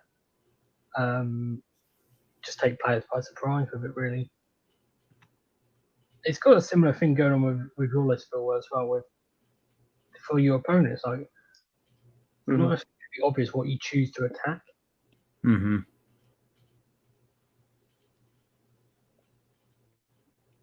I'm saying there and try attack squad and special ability. It doesn't let you get out if the Arcanauts have already moved, though. It only overrides the fact that they can't normally get out if the ship has moved. Right. So you can't do you can't do the janky thing where you charge and then get out of the ship after you charge. No. Anymore. I think what the FAQ says basically is you can't. It doesn't let you do anything that's not specifically stated. Yeah. So it doesn't say you can get out if you've already got in the ship. You can't. Yeah, you can't get in and out. Unlimited times. If Bass is asking what people think of this Chevalier Noir, I have no opinion. Okay. What's a Chevalier Noir? I'm assuming it's going to do it for 40k. I don't know. I don't know. Sorry, Fifth Bass. I don't know what that is, man. Let's not forget mechanical. Let's Google it.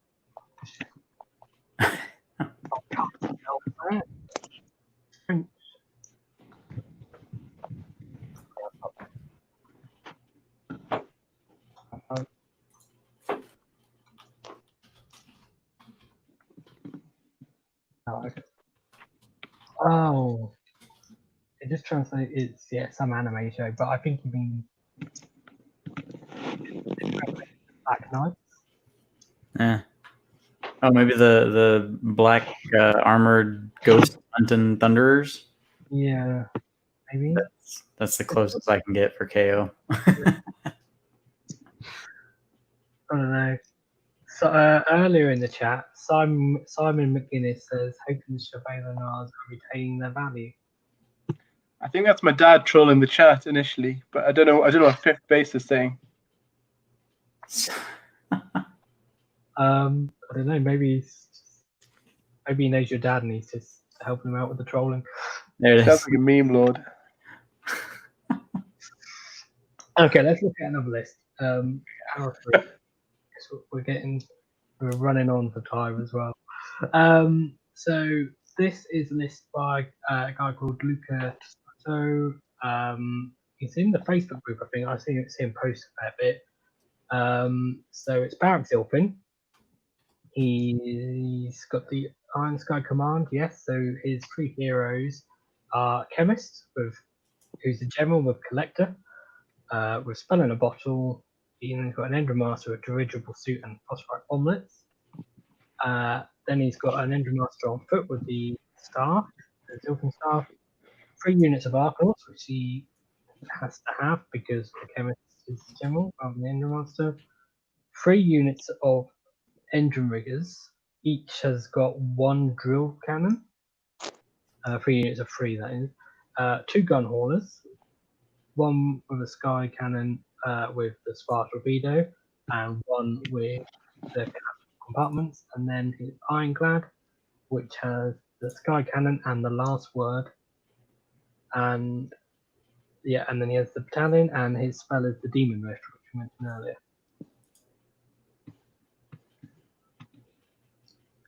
So what do you guys think of this? MSU engine riggers is always a fun time to keep ships healed up. Mm-hmm. Yeah, I'm a fan, big fan. I think this is not a million miles away. I suppose it's missing the Thunderers.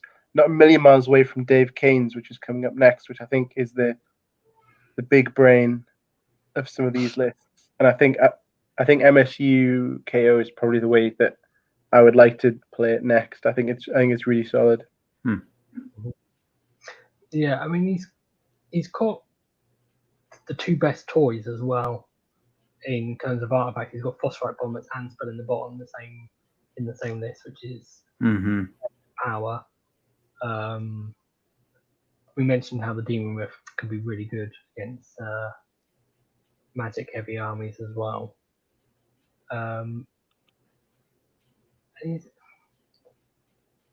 Most of his power is probably be coming from his spells and the spell and the bomblets, and then his Ironclad.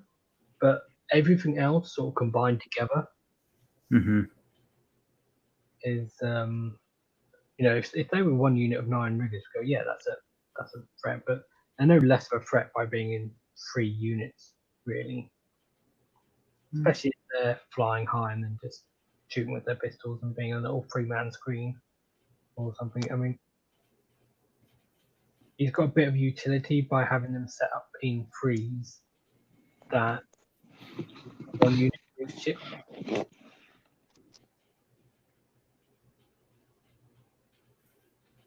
Yeah, I don't know. I guess I'm viewing it more as they're going to be following around, kind of healing ships, maybe less as screens and more as just trying to keep the boats alive. I'm curious of who he's putting in the gun hauler compartments. I guess the heroes. Yeah, I'm assuming. I wonder if that's maybe so that As they can spell in the bottle rather than Yeah. the flag, and then a bit more choice where it goes because it's got a smaller base. Yeah. It looks fun. It looks like a fun list. Because I'm assuming a lot of stuff will probably go with the Ironclad. Yeah. And then you don't need space for the Ironclad. You need the space for the riggers and stuff you can set up alongside it. But yeah, I mean it's very MSU. And anytime you've got multiple ships, just the threat of fly highs make your opponent sort of second guess everything. Absolutely. Yeah. It's an interesting one. It's also got the Sparta. Pretty much everyone that's got gun haulers on these lists has got Spar torpedoes, except for you, because you had to have the Urbaz one. People love it. It's good. It's really good. I like the fact this guy's got the last word. I love the last word. That's a good artifact. Yeah. It's just again when people are trying to choose what to attack when they're up against you, they're gonna have to fight this ironclad with 3+ saves that can be re-rolling or failed saves, and you're gonna get shot when you charge it. Right. Or they have to think, okay, I'm going to try and negate that by charging something else and then piling into the ironclad. But then they have to, then they're in combat with two things as opposed to the one. Yeah. It's certainly handy. Yeah. Do a fair bit of damage with it. What did he do? Oh, and he's at 1970, so he's got a good chance of getting getting a triumph as well.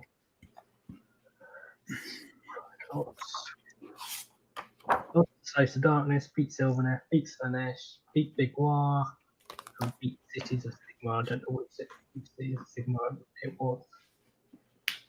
Hammerhall. Was it Hammerhall? Is that a guess? Or? Yeah, it's just a guess. I mean, I don't know. I don't know too many people in city, playing cities that aren't taking Hammerhall. Well, there's a lot of Halahart lists. Oh, okay. A lot of people. They use Tempest Eye, yeah. Just for that. Yeah. I mean, Halahart is the main competitive one. Yeah. I'm hoping of because it's you just teleport around the bridge. Yeah. So it could be. The amount of endless spells they can throw out, just the magic coming out of Halahart is insane. Mm-hmm. Matchup. If you got the Demon Rift. Oh yeah. Yeah. Up against that, and okay, well, you got four or 5 wizards there, so yep. And a bunch of endless spells out on the board. Yeah. Anyone got anything else to say about this list at all? Assuming that's a no. I bet it's painted nicely. Sure. Well, he's on Facebook, and he's in the thing, so you can probably find out. That's fine. What was his name? Lucas? Luca. Luca. I don't know. I don't know if he posts pictures much, but everyone, like, if you're in the Facebook group, you must have posted pictures at some point. Yeah, probably. Okay, so this I think is our last list. Oh, no, 2 more. All right, we need to be quick. So this is Dave Kane's list. It's a bit of an outsider that I've included it because it was only these last 2 lists were only used at one-day events. But Dave did win the event that he was at. So he's Barak Nar. He has an admiral. Then his general is an Endrin Master on foot with the Champion of Progress command trait, which is Battleshock Community within 12. Then he has another Endrin Master on foot with the Aethercast Rune, which we mentioned earlier. He's got 1 unit of Arcanauts, 2 units of 10 Thunderers, 3 units of Endrin Riggers. Not 3 units, sorry. 2 units of 3 Endrin Riggers, both with grapnels. 2 units of 3 Sky Wardens, both with drill cannons and volley guns. 1 gun hauler with a sky cannon and an ironclad with the ebullient buoyancy aid. I'm also informed from the EOS grapevine that I believe he won a 2-day team event with this list as well, against some of the better players from the Irish scene. And I've heard that apparently his playstyle was just to basically backboard everything and just keep giving away priority and just taking everything off. With sort of the chip damage and the skirmishing. I think that's the future for how we need to think about playing KO. That's my take. When I saw this, it really made me think about lists a lot differently. I just think he's got so much play in every phase. He's got a lot of he's got a bunch of dispels hanging around. He's got a ton of healing. He's obviously got the 20 Thunderers who are gonna and the Ironclad who are gonna mess people up. And he's just got so much to chuck about the board, in terms of being able to hop around and appear anywhere. With the gun haulers can take 6 of the riggers or Sky Wardens with them. I think that's a really sorted list. I think it's an indicator of a really handy play style. Yeah, I mean, the other thing is, he has the Admiral and 2 Endron Masters, which is they're both in the Ironclad. All in the Ironclad is if the Admiral uses command ability, then they're all going to be +1 to hit. Mm-hmm. Quite handy. Party boat. And he has the buoyancy aid, so it's kind of similar to Cron's in some ways, where they have 20 Thunderers in an Ironclad, but they're 2 units of 10. Another thing is he's at 1970, so again, he's probably getting a good chance for triumph. Yeah. I've spoken to him a little bit about it in the past. I went back and scrolled through our conversations because it's quite high drop. So he says he uses the drops a lot to try and work out where his opponent is putting stuff, like the valuable pieces. He uses that to his advantage. And for turns 1 and 2, he doesn't really do much other than pot shot and skirmish. He uses the riggers a little bit as screens, and he's got a lot of tactics he uses with the riggers with tagging units, but he'll tag multiple units at the same time with 1 unit of riggers, so he'll charge and try and get into a position where they're, you'll end within half an inch of 1 unit, but then just bring 1 or 2 other units within 3 inches, either on your pile-in or your charge, so that basically then in your opponent's turn they can't move. Because he's got the grapnel launchers, they can't retreat either, which is really quite clever. It's fun. Just lock them in place, yeah. I mean, you know how useful the halving the movement is with the realm scale rupture. So I guess completely removed. If you can actually just shut them down for a turn. And the grapnel launcher does really good damage too. Yeah, it does now. It's basically just a. So it's decent to have in there, even just to shoot. Yeah. It's interesting he has Sky Wardens, and he just includes them just because if you come up against stuff that flies and you're using them as a screen, then a big unit or something that flies charges them and takes those mortal wounds. I think for most people, I think it's the only list we've seen with Sky Wardens. That would be about right. Yeah. I think obviously Phil says some value in the Sky Mine and the potential mortal wounds when you retreat as well. He says what he does with the Ironclad is he will charge in, he'll use the command ability from the Admiral, and then he'll attack first with the Thunderers, off any chaff, and then he'll pile in with the Ironclad onto some heroes or something valuable behind, which then puts his Admiral and Endron Masters into range for them to attack. So he actually uses the multiple activations to his advantage.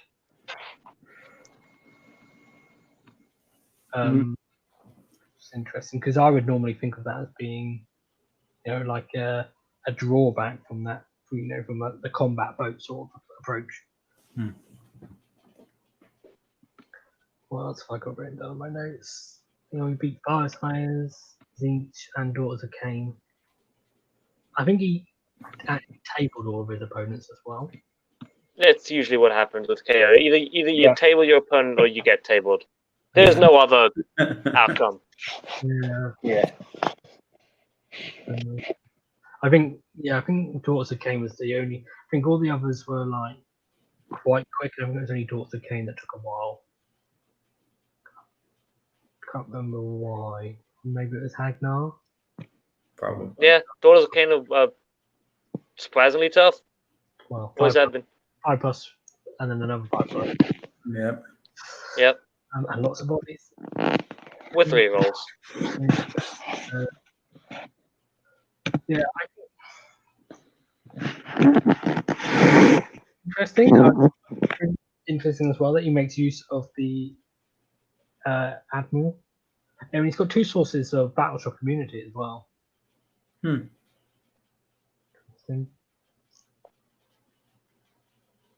But yeah, I mean, he's got 2 units of 10 Thunderers, which are going to do a fair bit of damage. Oh yeah. The Ironclad as well. This is a threat on its own. Absolutely. Yep. Yeah, it's a 20 Thunders, an Ironclad. It'll just. Yep. And he's got the gun hauler to take wounds off it, and then 2 entry masters to heal it as well. You said that he tabled Fire Slayers, right? That's pretty impressive. Yeah. Yeah, no kidding. Like you don't just do that. That's not a thing that you can just do. Yeah. That's a feat. Yeah. Yeah. Yeah. I was thinking about it too, having the 10 Thunderers, 2 blocks of 10 like that, it can kind of mitigate your overkill as well. With yeah, that's a good point. Yeah. It also gives him some flexibility if he wants to just put some units on an objective. Mm-hmm. He can out half of them, and then he's not going up. Or either have my Thunderers there, and then as empty. You've got a bit more choice. Holy shit!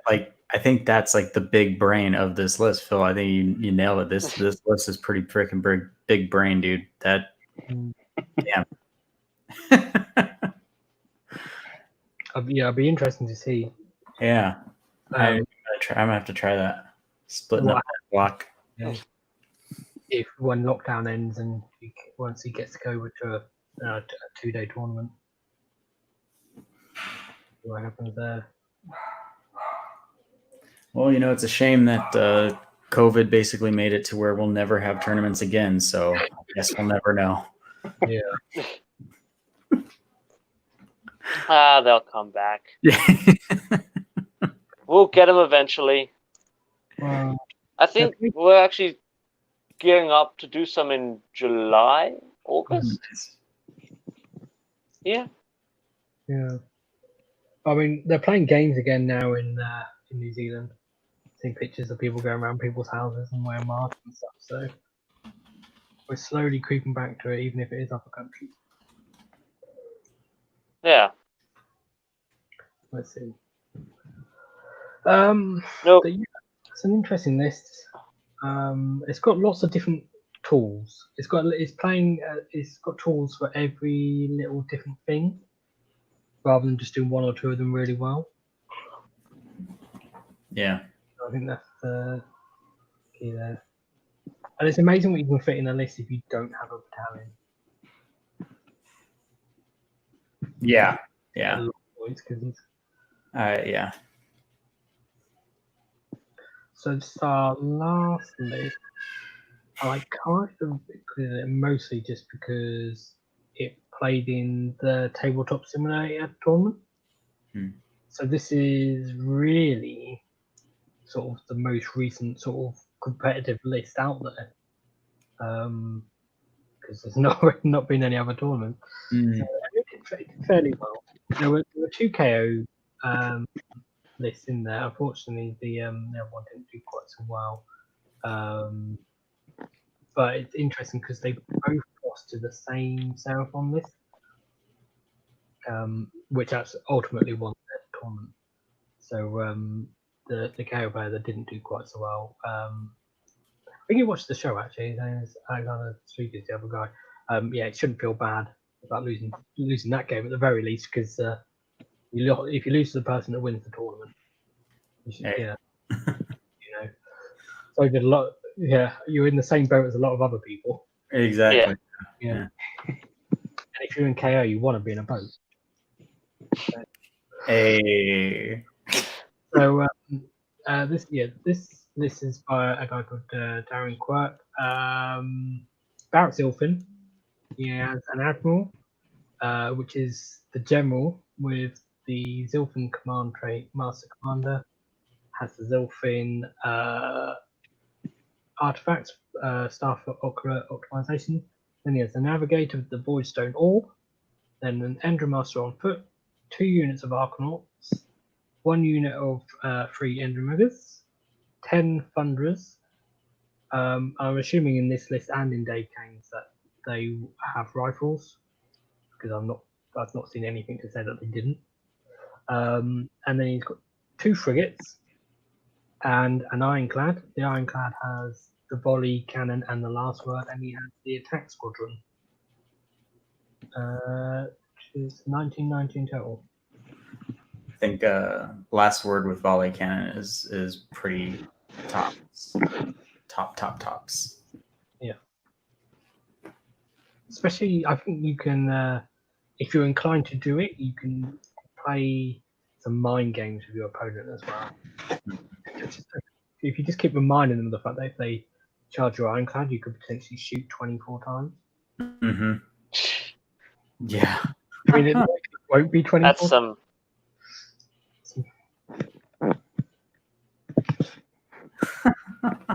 I mean, if anything, it's more sporting to tell them. Of course. Because if you don't tell them, they go, "Oh, I wouldn't have charged if I hadn't." Yeah. Like, Yeah. that sort of thing. Secret's not fair. So. Exactly. So, I mean, we've seen a lot of lists with attack squadron. Yeah. So I think a lot of people get a lot of play out of being able to get the Arcanauts out after the movement. Yeah. I think too, because they don't suffer from the 9 inches away from an objective like a hitcher would. So being able to kind of move and then plop them onto an objective kind of straight away, they get their bonuses from being on an objective. That's just, I mean, that kind of shines a light on that right there. Yeah. Yeah, I think another thing about this list is he's not tried to avoid the command trait for Zilfin, which he could easily do if he wanted to. He's obviously playing into that with the Admiral to get the extra uses of command abilities and things. So yeah, I'm assuming he's. Or maybe he's listening to this podcast like, what? I could leave out the Admiral and not have to take that? Yeah. But yeah, I mean, it's something I think there is potentially playing with using command abilities to just give reroll ones a lot. Mm-hmm. Because we don't have that many buffs really, other than Aethercast. Yeah. The chemist. So, and the chemist can't use it in a boat anyway. So Yeah. I guess you can play into that a bit. I mean, the ships are going to be re-rolling ones anyway. So I guess he's going to mostly use it on the Thunderers. Potentially the Arcanauts.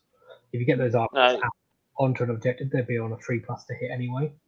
Re-rolling ones. Yeah, you use it on the Thunderers. It just does more there. Yeah. Yeah.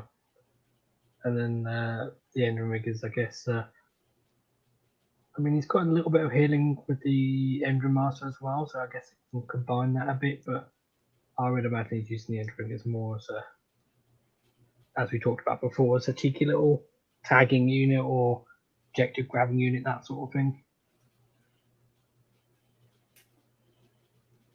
Yeah. Yeah. Fan of the Voidstone Orb here. I think that's a really good addition. I think being able to dispel a crucial bridge or something like that is something that I would have fancied. Certainly in my last tournament. But I think that's something that we could all do with a bit of, because we don't have much skin in the Magic game. Yeah, you mentioned his first game he played Grey Water Fastness. That's exactly what he did with the Voidstone Orb. There you go. There you go.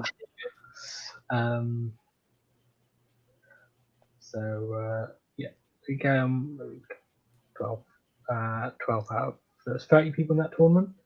I think Seraphon was first and second place. Sounds about right. Yeah, but you don't want to look at those Seraphon lists because they're basically Croak and Salamanders, and that's it. Yeah, didn't the one guy have like 5 or 7? Probably. Got to fill that battle line. Well, the Saurus Guard are just to make Croak tankier. Yeah. Because I think I don't know for certain that's what Darren tried to do. I think I know that at least. Well, I'm not sure which of the two Kharadron Overlords players did it, but at least one of them, maybe both, tried to just go for the Alpha Strike and just go, I'll kill Croak, and then none of the Salamanders can come onto the board, and whoever tried it, or both of them, because they both lost to the same list, so it could have been both. At least one of them failed because -1 to hit with cover in that pyramid, and then passing wounds off onto 5 Saurus Guard, which is 10 wounds on a 2+. Not much gets through that.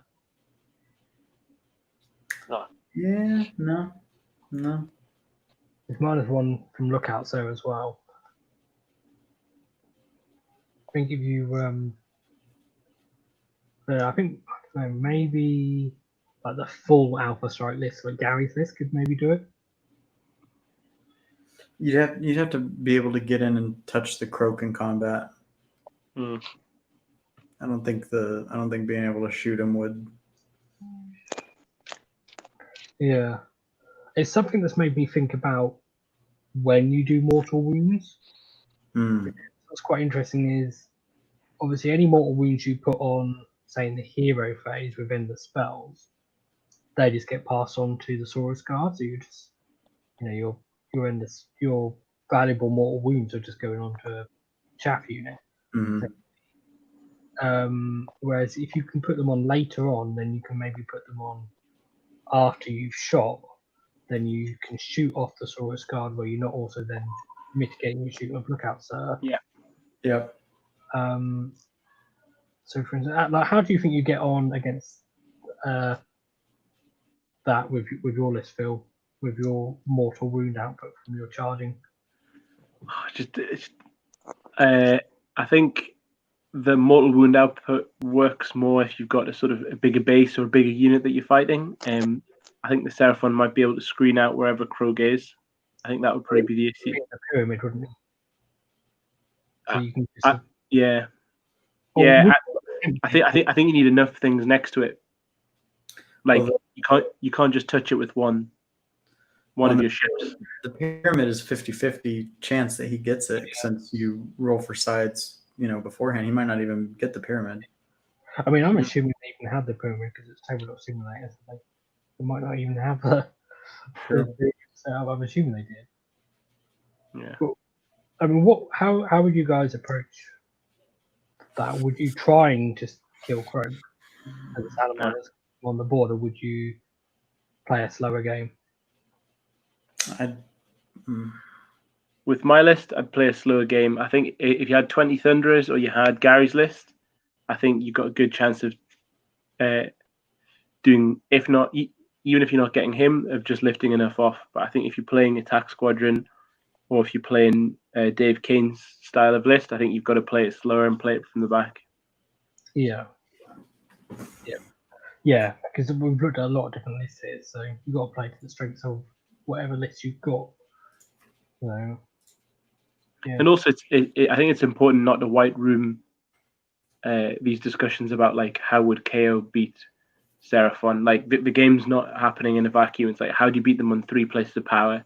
is a very different answer to how you beat them on Blood and Glory, and Yeah. it might be about accepting a minor. I think that's something I'd like to do a lot better, either a minor victory or a minor defeat, and actually deliberately playing for that early on if you really think you're outmatched. I don't know enough about the Croak matchup yet. I haven't tried it on TTS, but it seems like a tough cookie for us.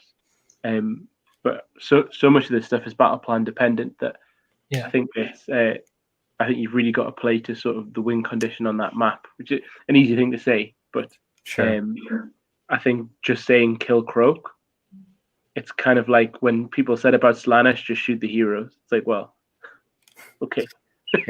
Easy said. I'll try. One hero, yeah. Shoot multiple, three keepers and keepers. There's big difference to shooting one. So, oh yeah. One of my favorite games. Oh dear, sorry, my dog's going a bit crazy. No, he brought up a good point though. The dog, Yeah.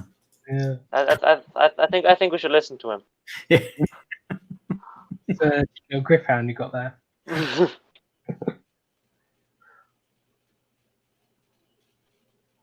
Yeah. You should definitely. The missions is what kind of makes the game. Yeah. Right. It's not the army. Like, we can talk about armies like if it was.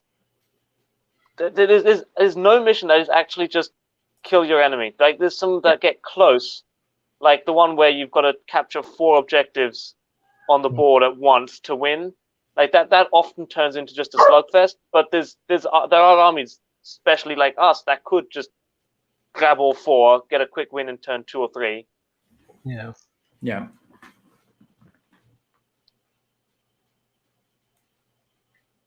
That's good. Yeah, interesting. I think what's encouraging is we've is it 7 lists that we had? Something like that. Half a dozen at least. And there's a lot of variation there. Like, there's a lot of things that people are playing very differently and still doing well. So we're still experimenting. We haven't found the list, which is nice, honestly. It's nice to not have an army that, like OBR, where it took a week and then they're like, oh, this is how you play OBR. Yeah. And then that's what you saw from then on. Yeah, well, I think it is the kind of the case with most armies, isn't it? I think that's in sort of what I was almost incorrectly saying with Seraphon then as well, is people going, oh, well, this is how you play Seraphon. You just spam salamanders, but it's really not necessarily the case with most armies, is it? There is more depth to them. Yeah. Oh, yeah. I think one of the things to emphasize as well, though, is that, this isn't 40k. Like, in 40k, although you've got like various builds that will always be the strongest with each army, there's a tremendous amount of customization down to the unit level that you have, which can sometimes explain or give you the tools to sort of access different things in your battle. The Eos armies are all micro factions, with the exception of maybe like Skaven and War Clans or something like that. You really got very small ranges for several really important factions, and within those small ranges, there's even less units that are sort of OP and spammable. And so I think it's an evolving game in a way that 40k is a lot broader. And so when you're looking at the kind of books that come out for us, I'm thinking like KO or Deepkin or something like that, there's going to be 2 or 3 styles in there. There's not going to be 50 totally different lists. There are going to be like a few variations in terms of style, and I think it's a good book where you have that. And I think this is a good book. It can be fiddly and frustrating, but I think you have like quite defined styles in there, which I think is cool. Like Dave Kane's list is totally different to mine. It's totally different to Gary's. It's quite different to Cron's. Cron's and Gary and Dave's are the same, but I would say Dave's and Gary's, for example, are very different. And I think it's kind of cool that we have those play styles even in a limited faction in terms of model range. Yeah. Very definitely. I like KO. I've tried other armies. KO will always be my favorite AOS army, and the thing I'm going to take to every tournament. You could be. I think you could be anyone with KO. I think that's the biggest sort of compliment that you can give them is that you've got skin in the game versus almost every army. Whereas I think there's I think for example OBR, I think are a nailed on 4-1 army, but there's so much out there in the meta that gives OBR a terrible time. Like Zinch into OBR is so Zinch favored, it's crazy. We've got game into Zinch. Like I think it's Zinch favored, but we've got game into them. But like OBR, everyone's like, they're super strong. I agree, they are super strong. Good luck playing Iron Jaws into Big War, Iron Jaws into OBR or something like that. But OBR are going to hit a brick wall with quite a lot of matchups. I think that's quite an interesting thing. Whereas I think KO, obviously, you can get shafted by a bad battle plan, but I think there's very few armies that you're like, oh no, this isn't going to work. Yeah. Just because shooting is just that strong. Mm-hmm. The ability to do damage without them doing damage back is just so strong, and it can clutch you through any matchup if you're just smart about it. And if you're lucky there, I mean, it's the shooting and the lack of buffs in some ways. The lack of there's this hero that gives this really amazing buff that actually makes some of these lists and play styles work, because like for instance Dave Kane's sort of MSU sort of style list works because you still have the damage output if you need it in some ways, because those MSU units can still shoot at the same target, and you're not relying on putting a buff on a unit that because you're spending X amount of points on a hero, you then the unit to be a certain size to make it worthwhile.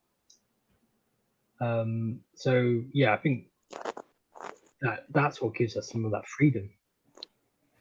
The limitations in some ways. And I think I've never experienced anything like the fly high movement phase. Like you don't have to, in a sense, like you almost don't have to think about your deployment. If you want to play safe, like you can't just put everything on the backboard and nothing's going to hit you as long as you screen properly. But also it makes your movement phase totally different. Like I think one of the things that always gets, so I play Skaven is my other main army, and I'm always scrabbling for time when I'm playing Skaven, because I'm like, well, I physically got to move all these models first, and there is there's a lot of admin involved. Whatever else you play, there's a lot of admin usually, and with KO there's just zero. You just like, I don't have to measure where I'm going because I can go anywhere as long as I'm 9 away. You can think about it purely from a sort of strategic perspective, and you can just be like, right, okay, where exactly am I going to move? And you can make a move. You can take it back. You can, I don't know, there's lots of little micro things around the technical side of the game that you don't have to think about with KO. That gives me a bit more space to think about the actual strategy of it, which I find helpful. That's interesting. Yeah. Yeah. It's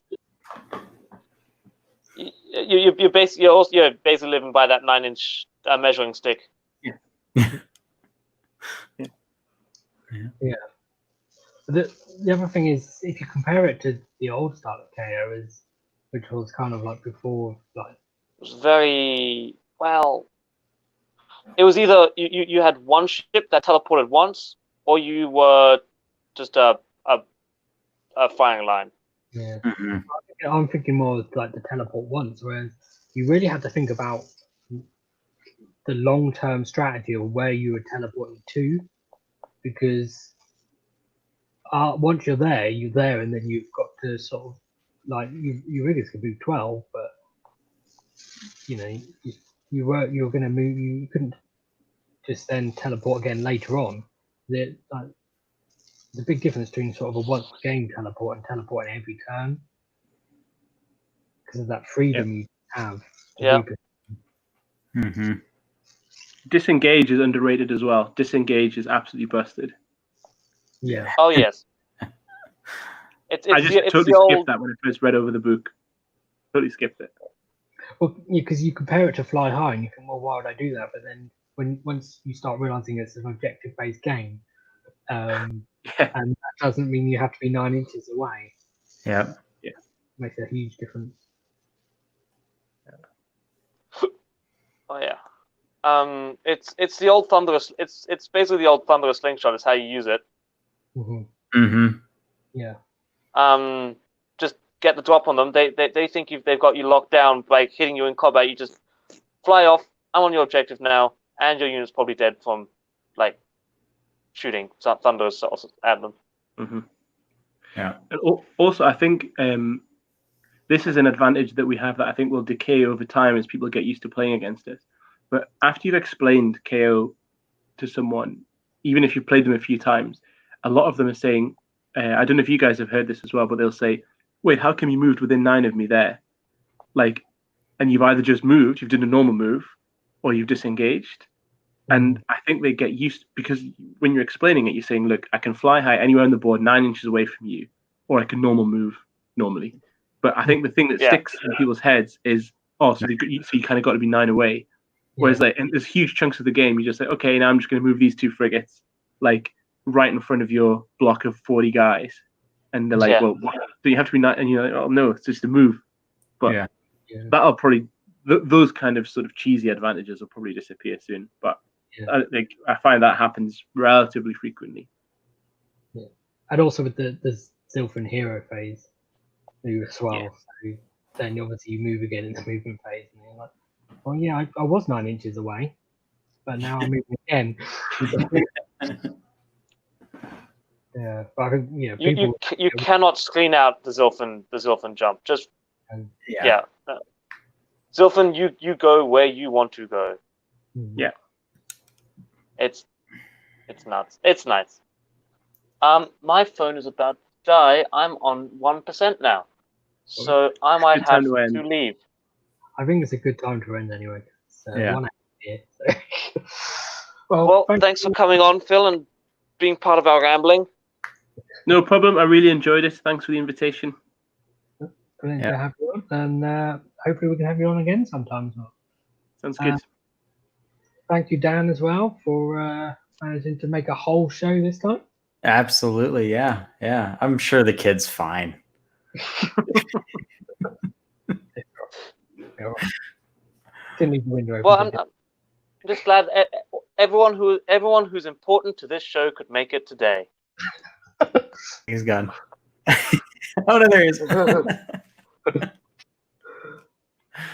Okay. Well, thank you all, and like and subscribe and all that jazz, and trust Informatics. We'll see you next time. See you later, fellas. Everybody, kisses. Bye.